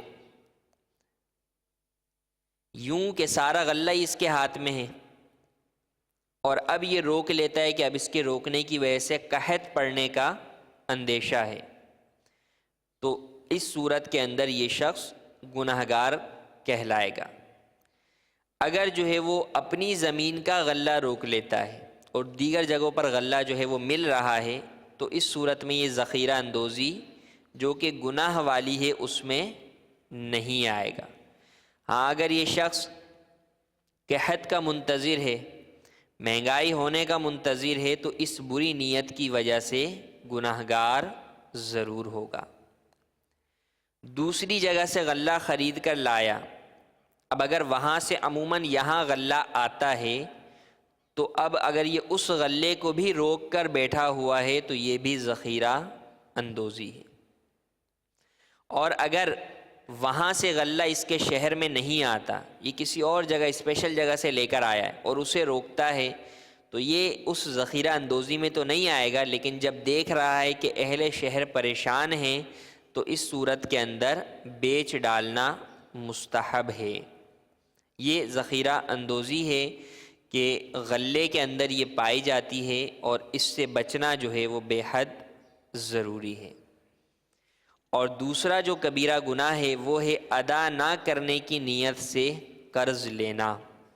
نبی کریم صلی اللہ تعالیٰ علیہ وآلہ وسلم نے ارشاد فرمایا، جس نے تلف کرنے کے ارادے سے، ہلاک کرنے کے ارادے سے لوگوں کا مال لیا، اللہ عز و جل اس پر وہ تلف کر دے گا، یعنی اسے ادا کرنے کی توفیق نہیں دے گا، اور بروز قیامت قرض خواہ بھی اس سے راضی نہیں ہوگا۔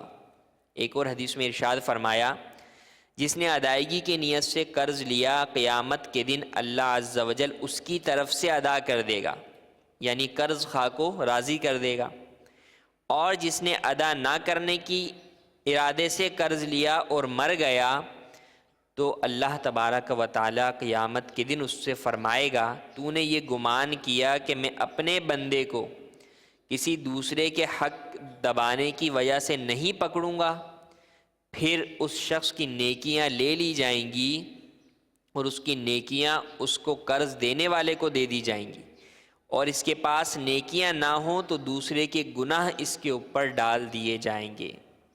نبی کریم صلی اللہ تعالیٰ علیہ وآلہ وسلم نے ارشاد فرمایا، جو بھی آدمی اس نیت سے قرض لیتا ہے کہ ادا نہ کرے گا تو اللہ عز و جل سے چور بن کر ملے گا۔ تو ان احادیث طیبہ سے معلوم ہوا کہ قرض جب ضرورتاً کوئی لے تو ابتدا سے ہی اس کے ادا کرنے کی نیت ہو، اور حتی الامکان کوشش کر کے جلد از جلد جو ہے وہ ادا کریں، جو وقت مقرر کیا ہے اس کے اوپر ادا کریں۔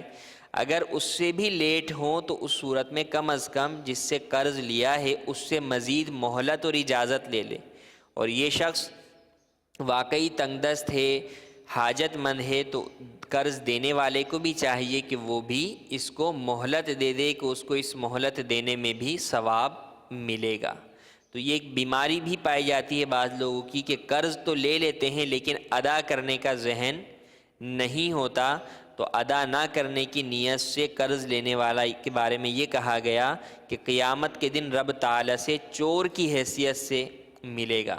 تو اللہ تبارک و تعالیٰ سے دعا ہے کہ اللہ تبارک و تعالیٰ ہمیں ہر قسم کے گناہ سے محفوظ فرمائے، چاہے وہ صغیرہ ہو یا کبیرہ، اپنی ہر قسم کی نافرمانی سے ہمیں محفوظ فرمائے۔ آمین بجاہ النبی الامین صلی اللہ علیہ وسلم۔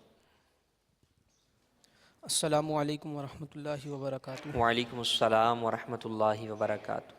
یہ ارشاد فرمائیے کہ اگر عین مسجد ہی میں اذان دے دی جائے تو کیا اب جو جماعت ہوگی وہ ادا ہو جائے گی؟ اس کے بارے میں کیا حکم ہے؟ جماعت جو ہوگی وہ تو ادا ہو جائے گی۔ اگر کسی نے جو ہے وہ بغیر جو ہے وہ اذان اور اقامت کے بھی جماعت کہہ لی تو مکروہ ہے بغیر اذان و اقامت کے جو ہے وہ جماعت پڑھنا، لیکن وہ نماز ادا ہو گئی۔ ہاں، اذان و اقامت نہ کہنے کی وجہ سے جو ہے وہ گناہ گار ہوں گے۔ عین مسجد کے اندر جو ہے وہ اذان دی تو یہ اذان دینا جو ہے وہ عین مسجد میں مکروہ ہے، تو اس سے بچنا جو ہے وہ ضروری ہے، اور آئندہ کے لیے فنائے مسجد میں ہی اذان کہی جائے۔ السلام علیکم ورحمۃ اللہ وبرکاتہ۔ وعلیکم السلام ورحمۃ اللہ وبرکاتہ۔ آپ نے اذان کے تعلق سے یہ فرمایا کہ اذان پر اجرت لینا جو ہے یہ مکروہ ہے، تو اس میں کوئی ایسا طریقہ ہے کہ مؤذن جو ہے یہ اجرت بھی لے لے اور اس کے لیے یہ اجرت لینا مکروہ بھی نہ ہو؟ اذان پر اجرت لینا مکروہ نہیں ہے۔ اذان کے اجرت پر جب اذان دیں گے تو اس میں وہ ثواب حاصل نہیں ہوگا، یعنی جو ثواب جو احادیث طیبہ میں اذان دینے سے متعلق بیان کیا گیا ہے اس میں ثواب اسی وقت حاصل ہوگا جب کہ اجرت لیے بغیر ثواب کی نیت سے اذان دے۔ اجرت لینا جو ہے وہ اذان کے اوپر جائز ہے، وہ جو ہے وہ مکروہ نہیں ہے۔ حضور، یہ موضوع سے ہٹ کر سوال ہے لیکن یہ اہم ہے کہ کیا ویلنٹائن ڈے پر شوہر بیوی کو گفٹ دے سکتا ہے یا نہیں؟ اس دن کی مناسبت سے آپ ارشاد فرمائیں۔ دیکھیں، اول تو یہ ہے کہ یہ اور اس طرح کے جتنے بھی مختلف تہوار آج کل مسلمانوں میں رائج ہوتے چلے جا رہے ہیں، ان کا اسلام سے کوئی تعلق نہیں ہے، بلکہ اغیار کے جو ہے وہ تہوار ہیں۔ اور پھر جہاں اس طرح کے تہوار مسلمان کو اس کے اپنے جو ہے وہ مذہب سے دور کرتے ہیں، وہیں بے شمار گناہوں کے اندر بھی مبتلا کر دیتے ہیں۔ اب جیسے بیوی کو دینا ہے تو سوال یہ ہے کہ بیوی پورے سال جو ہے وہ کیا کر رہی ہے؟ بیوی کے لیے جو محبت ہے وہ تو پورے سال ہی ہونی چاہیے۔ اسی طرح مدر ڈے ہے، فادر ڈے ہے، تو اب اس خاص دن ہی جو ہے وہ دینا، تو یہ بھی ایک جو ہے وہ جو حقوق ہیں، جو اسلام نے جو حقوق کا ایک خوبصورت جو ہے وہ حق جو ہے اور اس کی حقوق کی ذمہ داری جو شوہر کو دی ہے، بیوی کے اعتبار سے بیٹے کو دی ہے، باپ کے اعتبار سے بیٹی کو دی ہے، ماں کے اعتبار سے اولاد کو، والدین کے اعتبار سے، اس کو کسی دن اور وقت کے ساتھ خاص نہیں کیا۔ اغیار کی پیروی کے اندر ہم اس کو ایک وقت کے ساتھ خاص کر کے پورا سال اس چیز کو فراموش کر دیتے ہیں، جو کہ اسلامی تعلیمات کے خلاف ہے۔ اب جب کہ آپ اس موقع پر بیوی کے ساتھ جب یہ اظہار کرتے ہیں تو گویا یہ ان کے ساتھ ایک مشابہت کا پہلو پایا جاتا ہے، جس سے بچنا ہر مسلمان کے لیے ضروری ہے۔ نبی کریم صلی اللہ علیہ وسلم کی حدیث مبارکہ ہے، من تشبہ بقوم فہو منہم، کہ جو کسی قوم کے ساتھ تشبہ اختیار کرے تو وہ انہی میں سے ہے۔ احادیث میں یہاں تک فرمایا گیا کہ قیامت کے دن اسے انہی میں اٹھایا جائے گا۔ تو ہمیں اغیار کے ہر قسم کی چیزوں سے، کفار کی ہر قسم کی مشابہت سے جو ہے وہ بچنا ضروری ہے۔ بیوی کو اگر گفٹ دینا ہے تو آپ 10 فروری کو دے دیں، آپ جو ہے وہ اسلامی اعتبار سے دے دیں، سالگرہ بھی جو ہے وہ شادی کی مناتے ہیں اس کے اندر بھی دیتے ہیں، لیکن ایک خاص اس پس منظر کے اندر دینے سے مکمل طور پر اجتناب کرنا چاہیے، بلکہ اس کی حوصلہ شکنی ہونی چاہیے تاکہ ہم پر اور آگے ہماری اولادوں کو پتہ چلے کہ اسلامی تہوار کیا ہیں، اسلامی نظریات کیا ہیں، اسلامی ثقافت کیا ہے، اور غیر مسلموں کے جو ہے وہ تہوار کیا ہیں جن سے بچنا جو ہے وہ ضروری ہے۔ آج آپ تو شاید جو ہے وہ اپنے بچوں کی امی کو دیں گے، لیکن وہ ویلنٹائن ڈے پر ہی دیں گے، اس پہ جو کچھ لکھا ہوگا، جو اس کا انداز وہ ویلنٹائن ڈے والا ہی ہوگا۔ ہو سکتا ہے کوئی دیکھنے والا یا آپ کے بچوں میں سے ہی کوئی دیکھنے والا وہ تو یہ سمجھے گا کہ یہ جو ویلنٹائن ڈے کے اوپر دیا جا رہا ہے یہ کوئی اچھی چیز ہے جس کو دینا چاہیے، اس کو اپریشیٹ کرنا چاہیے، حوصلہ افزائی کرنی چاہیے۔ تو بچوں میں ایک منفی تاثر مثبت انداز کے اندر جائے گا، ایک منفی چیز مثبت انداز میں جائے گی جس کا ان کے آنے والی زندگی میں بھی نقصان ہو سکتا ہے۔ تو ایسی چیزوں سے بچنا ضروری ہے۔ جو بھی چیز ہم نے اگر کرنی ہے تو اسلامی طریقہ کار اور دائرہ کار میں رہتے ہوئے اپنانی چاہیے۔ صلو علی الحبیب صلی اللہ تعالی علی محمد۔ ویلنٹائن ڈے کے موضوع کے اوپر الحمدللہ دارالافتاء اہل سنت کا بہت ہی پیارا رسالہ ہے، مکتبۃ المدینہ پر یہ دستیاب ہے۔ جو اس موضوع سے متعلق شرعی رہنمائی حاصل کرنا چاہیں، مزید معلومات حاصل کرنا چاہیں شرعی حوالے سے، تو اس رسالے کو مکتبۃ المدینہ سے خرید فرمائیں۔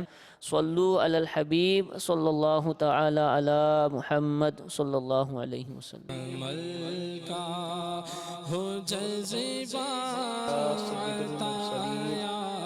أما بعد فأعوذ بالله من الشيطان الرجيم بسم الله الرحمن الرحيم الصلاة والسلام عليك يا رسول الله وعلى آلك وأصحابك يا حبيب الله الصلاة والسلام عليك يا نبي الله وعلى آلك وأصحابك يا نور الله نويت سنة الاعتكاف۔ پیارے پیارے اور میٹھے میٹھے اسلامی بھائیوں، میرے مدنی چینل کے ناظرین، الحمدللہ عز وجل اس وقت ہمارا مدنی قاعدہ پڑھنے کا سلسلہ ہوا کرتا ہے۔ مدنی قاعدے کی سبق نمبر 10 یہ ہماری مکمل ہو چکے ہیں، 10 اسباق ہمارے مکمل ہو چکے ہیں۔ اس کے قواعد بھی ہم نے پڑھے سنے، اس کے مطابق عمل کیا۔ قبل اس کے کہ ہم تختی نمبر 11 کی جانب بڑھیں، سبق نمبر 10 کو ایک مرتبہ رواں پڑھ لیتے ہیں، اور اس سے قبل جو دینی کتاب یا سبق سے پہلے دعا پڑھی جاتی ہے اس دعا کو بھی پڑھ لیتے ہیں۔ صلو علی الحبیب صلی اللہ تعالی علی محمد۔ اللہم افتح علینا حکمتک وانشر علینا رحمتک یا ذا الجلال والاکرام۔ صلو علی الحبیب۔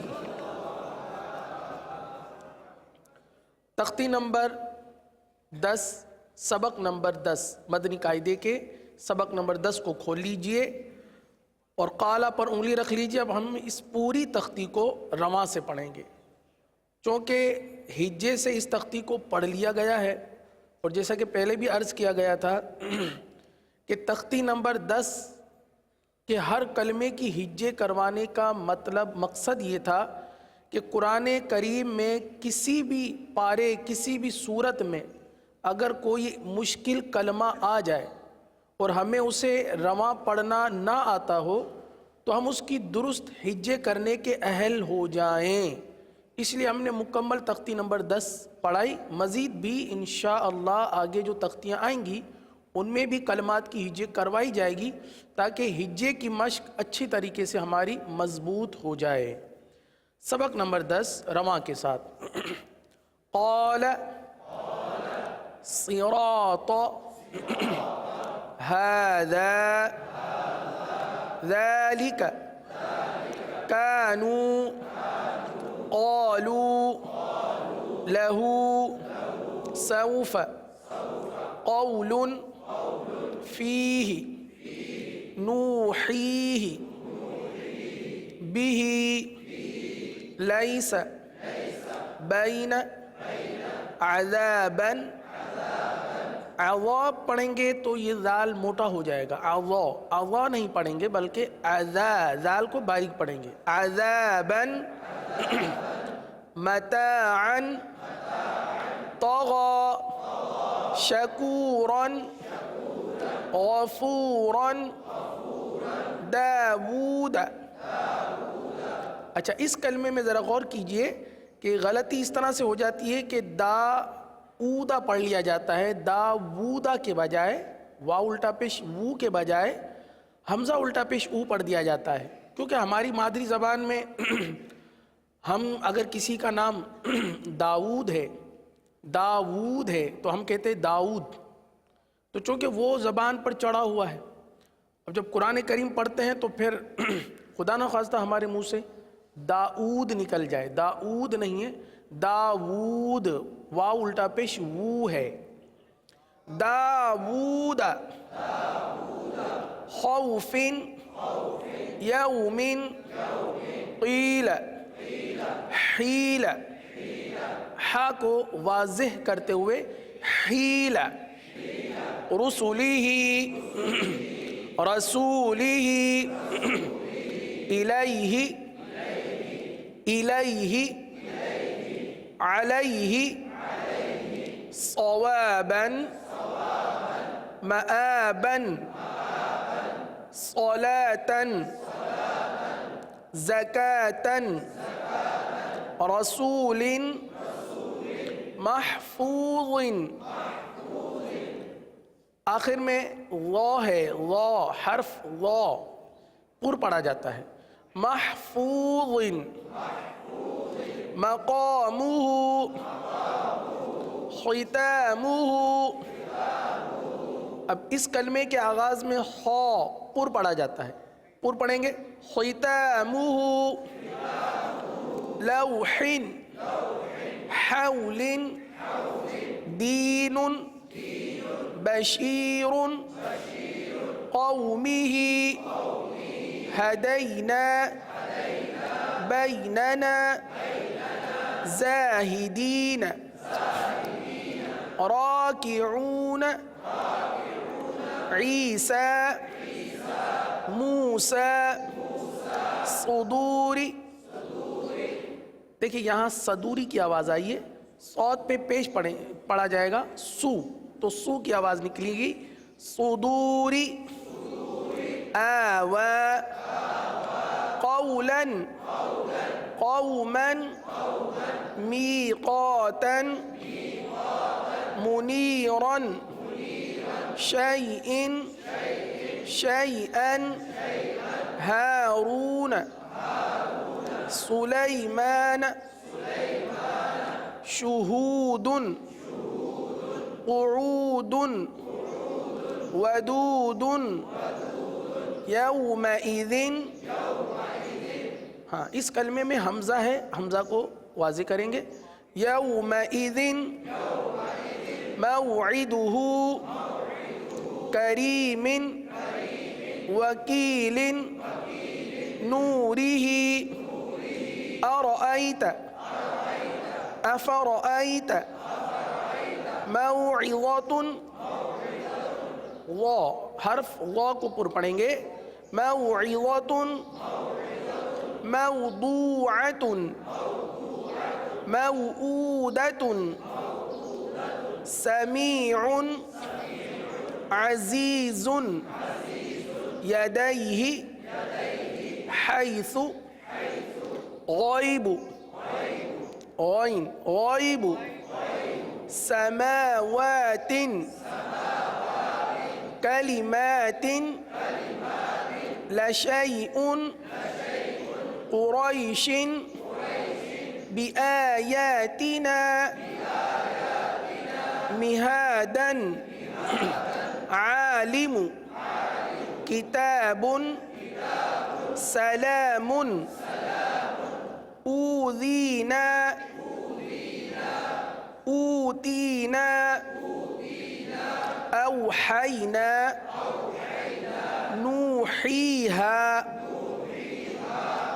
اب یہاں اس کلمے کے اندر غور کیجئے، ہا اور ہا دونوں ایک ساتھ آئے ہیں، تو دونوں کی ادائیگی میں فرق جو اپنے اپنے مخرج سے ادا کرنا ہے وہ فرق رکھنا بہت ضروری ہے. تو بہت احتیاط کے ساتھ پڑھیں گے. نوحیہا نوحیہا آتونی آمنوا بی تدیرونہا فلا تمیلوا ما حلفتمونی فلا تلومونی ولا يحيطون. الحمدللہ عز وجل سبق نمبر 10 اختتام پذیر ہوا. نیت کرتے ہیں کہ انشاءاللہ عز وجل پڑھتے رہیں گے اور 10ویں تختی کو نہ صرف یاد رکھیں گے، اس سے پچھلی جتنی بھی تختیاں ہیں اس کو بھی یاد رکھنے کی کوشش کریں گے. میرے پیارے و محترم اسلامی بھائیوں، مدنی چینل کے ناظرین، سبق نمبر 11 دراصل یہ سبق جو ہے سکون اور قلقلہ پر مشتمل ہے کہ ساکن حرف کو کس طرح ادا کریں گے اور جس حروف قلقلہ پر جزم آ جائے تو اس کی ادائیگی کیسے ہوگی. یہ دو بنیادی باتیں ہیں، آئیے اسے سیکھتے ہیں. سبق نمبر 11 سکون جزم. جیسا کہ آپ پیچھے پڑھ چکے ہیں کہ اس علامت، کون سی علامت؟ دال کی طرح جو مڑی ہوئی علامت ہوتی ہے اس کو جزم کہتے ہیں. جس حرف پر جزم ہو اسے ساکن کہتے ہیں. جزم والا حرف کس طرح پڑھا جائے گا؟ جزم والا ساکن حرف کس طرح پڑھا جائے گا؟ اس طرح پڑھا جائے گا کہ وہ اپنے سے پہلے متحرک حرف سے مل کر پڑھا جاتا ہے. اسی طرح حمزہ ساکنہ، وہ حمزہ جو عین کی طرح بنی ہوئی ہوتی ہے، حمزہ، اس حمزہ پر اگر جزم آ جائے تو اسے جھٹکا دے کر پڑھیں گے.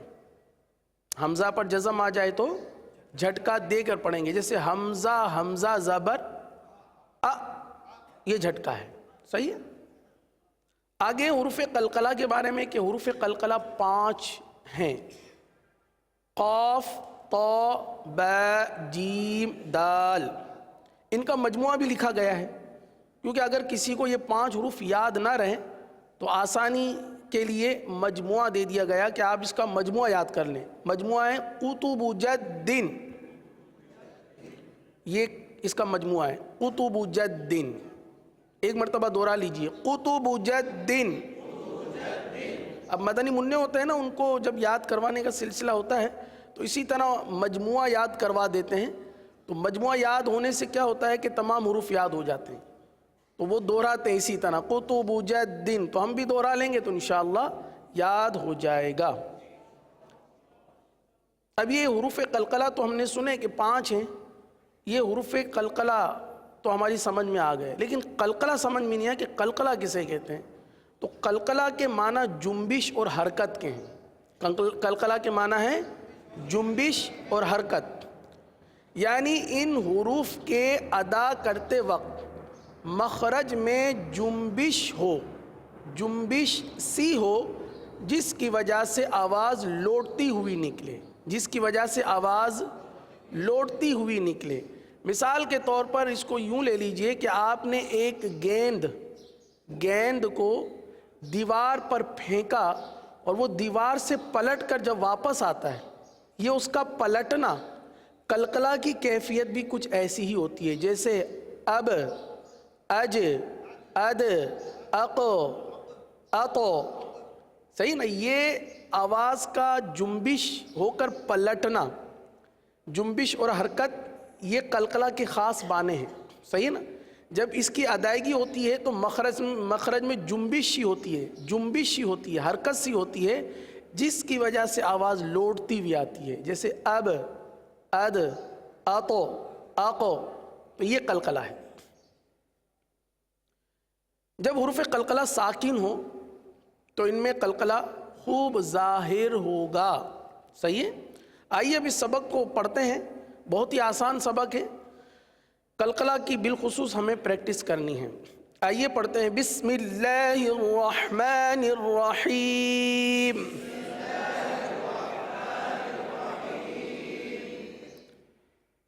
ہجے حمزہ تا زبر ات، ات، حمزہ تا زیر ات، حمزہ تا پیش ات، ات، ات، ات. اب یہاں دیکھیے قلقلہ نہ ہو، جیسے ات، ات، ات، یہاں نہیں ہوگا. اس حرف میں، حرف تا میں قلقلہ نہیں ہوگا. آواز کو جما کر پڑھیں. ات، ات، ات. آگے ہے تو، حرف تو جسے پر پڑھا جاتا ہے. حمزہ تو زبر اتو، اتو، اتو، اتو. حمزہ تو زیر اتو، حمزہ تو پیش اتو، اتو، اتو، اتو، اتو. دیکھیے حرف کی ادائیگی پر تھوڑا سا غور کیجئے کہ ایک تو حرف کی ادائیگی پر ادا ہو رہی ہے، اتو، صحیح ہے، پر ادائیگی کے ساتھ ساتھ قلقلہ بھی ہو رہا ہے. ان دو چیزوں کو ملحوظ خاطر رکھیے اور خاص طور پر اس کی مشق کیجئے. اتو، اتو، اتو، اتو، اتو، اتو. اب مثال کے طور پر قرآن مجید کی سورۃ البروج کی آیت ہے، آخری آیت کریمہ ہے. بل ہوا قرآن مجید فی لوح محفوظ. اب یہاں بھی ایک قلقلہ والا حروف آیا، بل ہوا قرآن مجید، دال والا. تو اب عموماً پڑھا تھا بل ہوا قرآن مجید فی لوح محفوظ، تو دال کا قلقلہ واضح نہیں ہوا. اسی طرح تو کا قلقلہ بھی جو ہے وہ واضح نہیں کیا جاتا. جیسے کلمہ آتا ہے قرآن پاک میں محیط، صحیح نا، محیط آخر میں تو ہے، عموماً محیط پڑھا جاتا ہے اس کو. تو تو کا قلقلہ اس کی اچھی طرح ادائیگی کیجئے، مشق کیجئے. ایک مرتبہ پھر پڑھ لیجئے. اتو، اتو، اتو. آگے حمزہ زا زبر از، از. آواز کو جمائیں گے، جو غیر قلقلہ والے حروف ہیں ان میں قلقلہ نہ ہو. از. حمزہ زا زیر از، حمزہ زا پیش از، از، از، از. حمزہ ذال زبر اذ، حمزہ ذال زیر اذ، حمزہ ذال پیش اذ، اذ، اذ، اذ. اب یہاں دیکھیے زا اور ذال دونوں ایک ساتھ ہیں، اور دیے بھی اس لیے ایک ساتھ ہیں تاکہ ہم اس کے اندر فرق کریں. زا کو زا پڑھیں، ذال کو ذال پڑھیں. آئیے کام کرتے ہیں. ایک طرف حمزہ زا زبر از اور ایک مرتبہ اسی کے ساتھ فوراً حمزہ زال زبر ال، یعنی از ال، پھر از از ان دونوں کو پڑھتے ہیں اور دیکھتے ہیں کہ ہم آیا ان دونوں میں فرق کر پاتے ہیں کہ نہیں. صحیح ہے؟ تیار ہیں آپ؟ انگلی رکھیے، پہلے از پڑھیں گے یعنی زا پڑھیں گے، پھر فوراً زال پڑھیں گے. پڑھیں از ال، یہ زال پڑھا گیا. صحیح ہے؟ دوبارہ از ال. اب فرق کرنا ہے ہمیں. زا میں تو سیٹی کی آواز آئے گی، زال میں نرمی ہوگی. ایک مرتبہ پھر دیکھ لیجئے، از ال. اب زیر والا از از از از از از. صحیح نا؟ زا اور زال میں فرق. آگے پیش والا از از از، یہ سیٹی کی آواز از. اب نرمی از از از. اچھا اب ایک مرتبہ آپ سن لیجئے تاکہ اچھی طرح اندازہ ہو جائے کہ ہمیں فرق کرنا ہے. فرق کس طرح واضح ہو سکتا ہے؟ صرف آپ سنیے گا خاموشی کے ساتھ. دیکھیے از ال، از از فرق محسوس ہو رہا ہے، بہت فرق محسوس ہو رہا ہوگا اور بہت ہی فرق ہوتا ہے، لیکن ہم اپنی ادائیگیاں چونکہ درست نہیں کر پاتے اور یہ فرق مٹا دیتے ہیں. تو فرق واضح کرنا بہت ضروری ہے. آئیے آگے پڑھتے ہیں. حمزہ وا زبر او، حمزہ وا زیر ایو، حمزہ وا پیش او، او ایو اول. پر پڑھیں گے او ایو اول. حمزہ ثا زبر اث، حمزہ ثا زیر اث، حمزہ ثا پیش اث، اث اث اث. الحمدللہ عز و جل 6 کلمات، 6 حروف اور 3 لائنیں ہماری ہو چکی ہیں. تختی نمبر 11 کی زندگی رہی تو کل انشاءاللہ مزید آگے بڑھیں گے. آئیے نماز کے اذکار جو کہ ہمارا سلسلہ چل رہا تھا، دعائے معثورہ یعنی ربی جعلنی مکمل پڑھی جا چکی تھی. ایک مرتبہ دہرائی کر کے آگے بڑھتے ہیں. سلام پڑھیں گے انشاءاللہ. دعائے معثورہ اللہم رب اجعلنی، رب اجعلنی.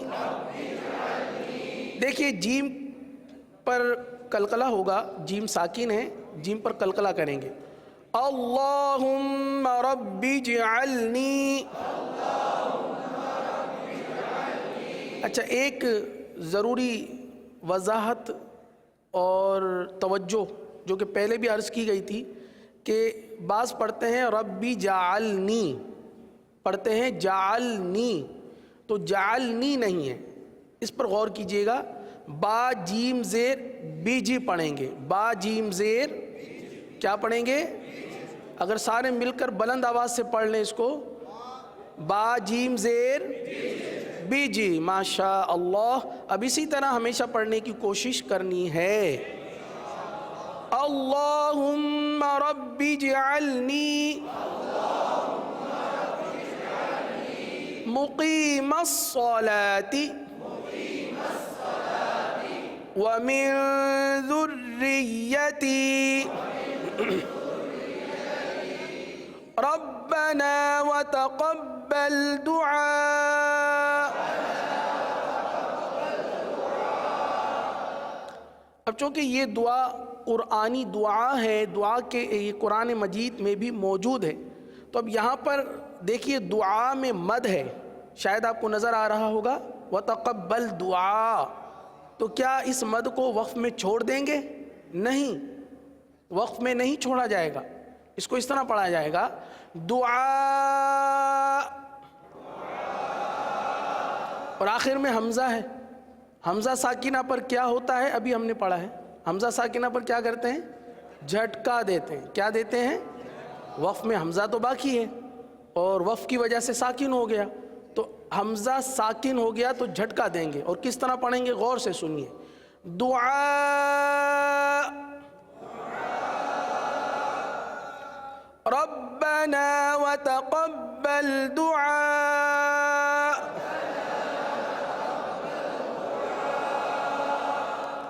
مد کریں اور پھر آواز کو ایک دم سے روک دیں, یہ جھٹکا ہو جائے گا. دیکھیے دعاء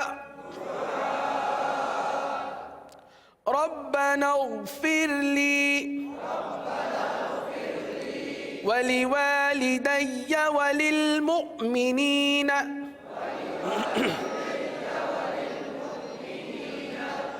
مؤمنین.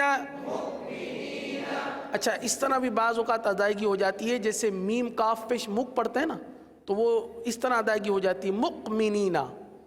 اگر آپ غور کریں تو ہمارا مؤمنین نکلتا ہے, تو قاف کی آواز نہ نکلے. وَلِلْمُؤْمِنِينَ يَوْمَ يَقُومُ الْحِسَابِ. حساب. ماشاء اللہ. آئیے اب سلام, نماز کے اختتام پر خروج بسنعہ میں سلام کے اذکار پڑھے جاتے ہیں, تو اس ذکر کو بھی درست کر لیتے ہیں. پڑھیے السلام علیکم, السلام علیکم, السلام علیکم ورحمۃ اللہ ورحمۃ اللہ ورحمۃ اللہ. السلام علیکم ورحمۃ اللہ. السلام علیکم ورحمۃ اللہ.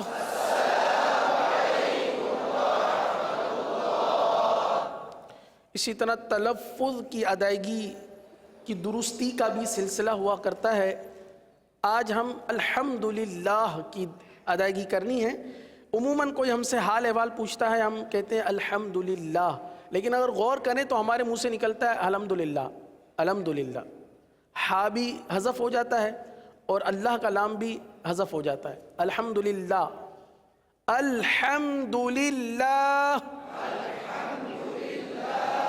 الحمدللہ الحمدللہ. اچھا 3 بار جلدی میں دہرا رہا ہوں, آپ بھی میرے پیچھے دہرائیے. پہلے 3 مرتبہ آپ سن لیجئے. الحمدللہ الحمدللہ الحمدللہ.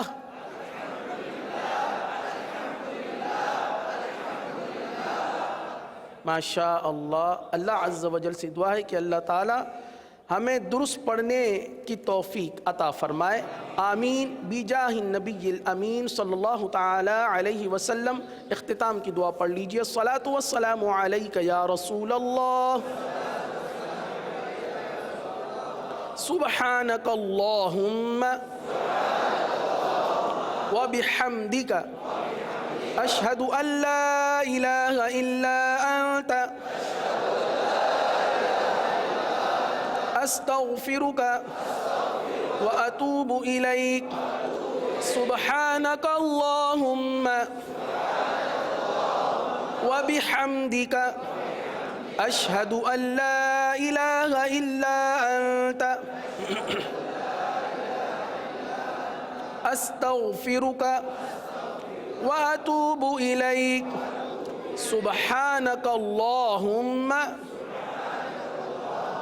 وبحمدک اشہد ان لا الہ الا انت استغفرک واتوب الیک. الصلاۃ والسلام علیک یا نبی اللہ وعلی آلک واصحابک یا نور اللہ. گزارے کیسے زندگی، آؤ علماء سے پوچھ لیں، آئے جو مشکل پیش کوئی، آؤ علماء سے پوچھ لیں۔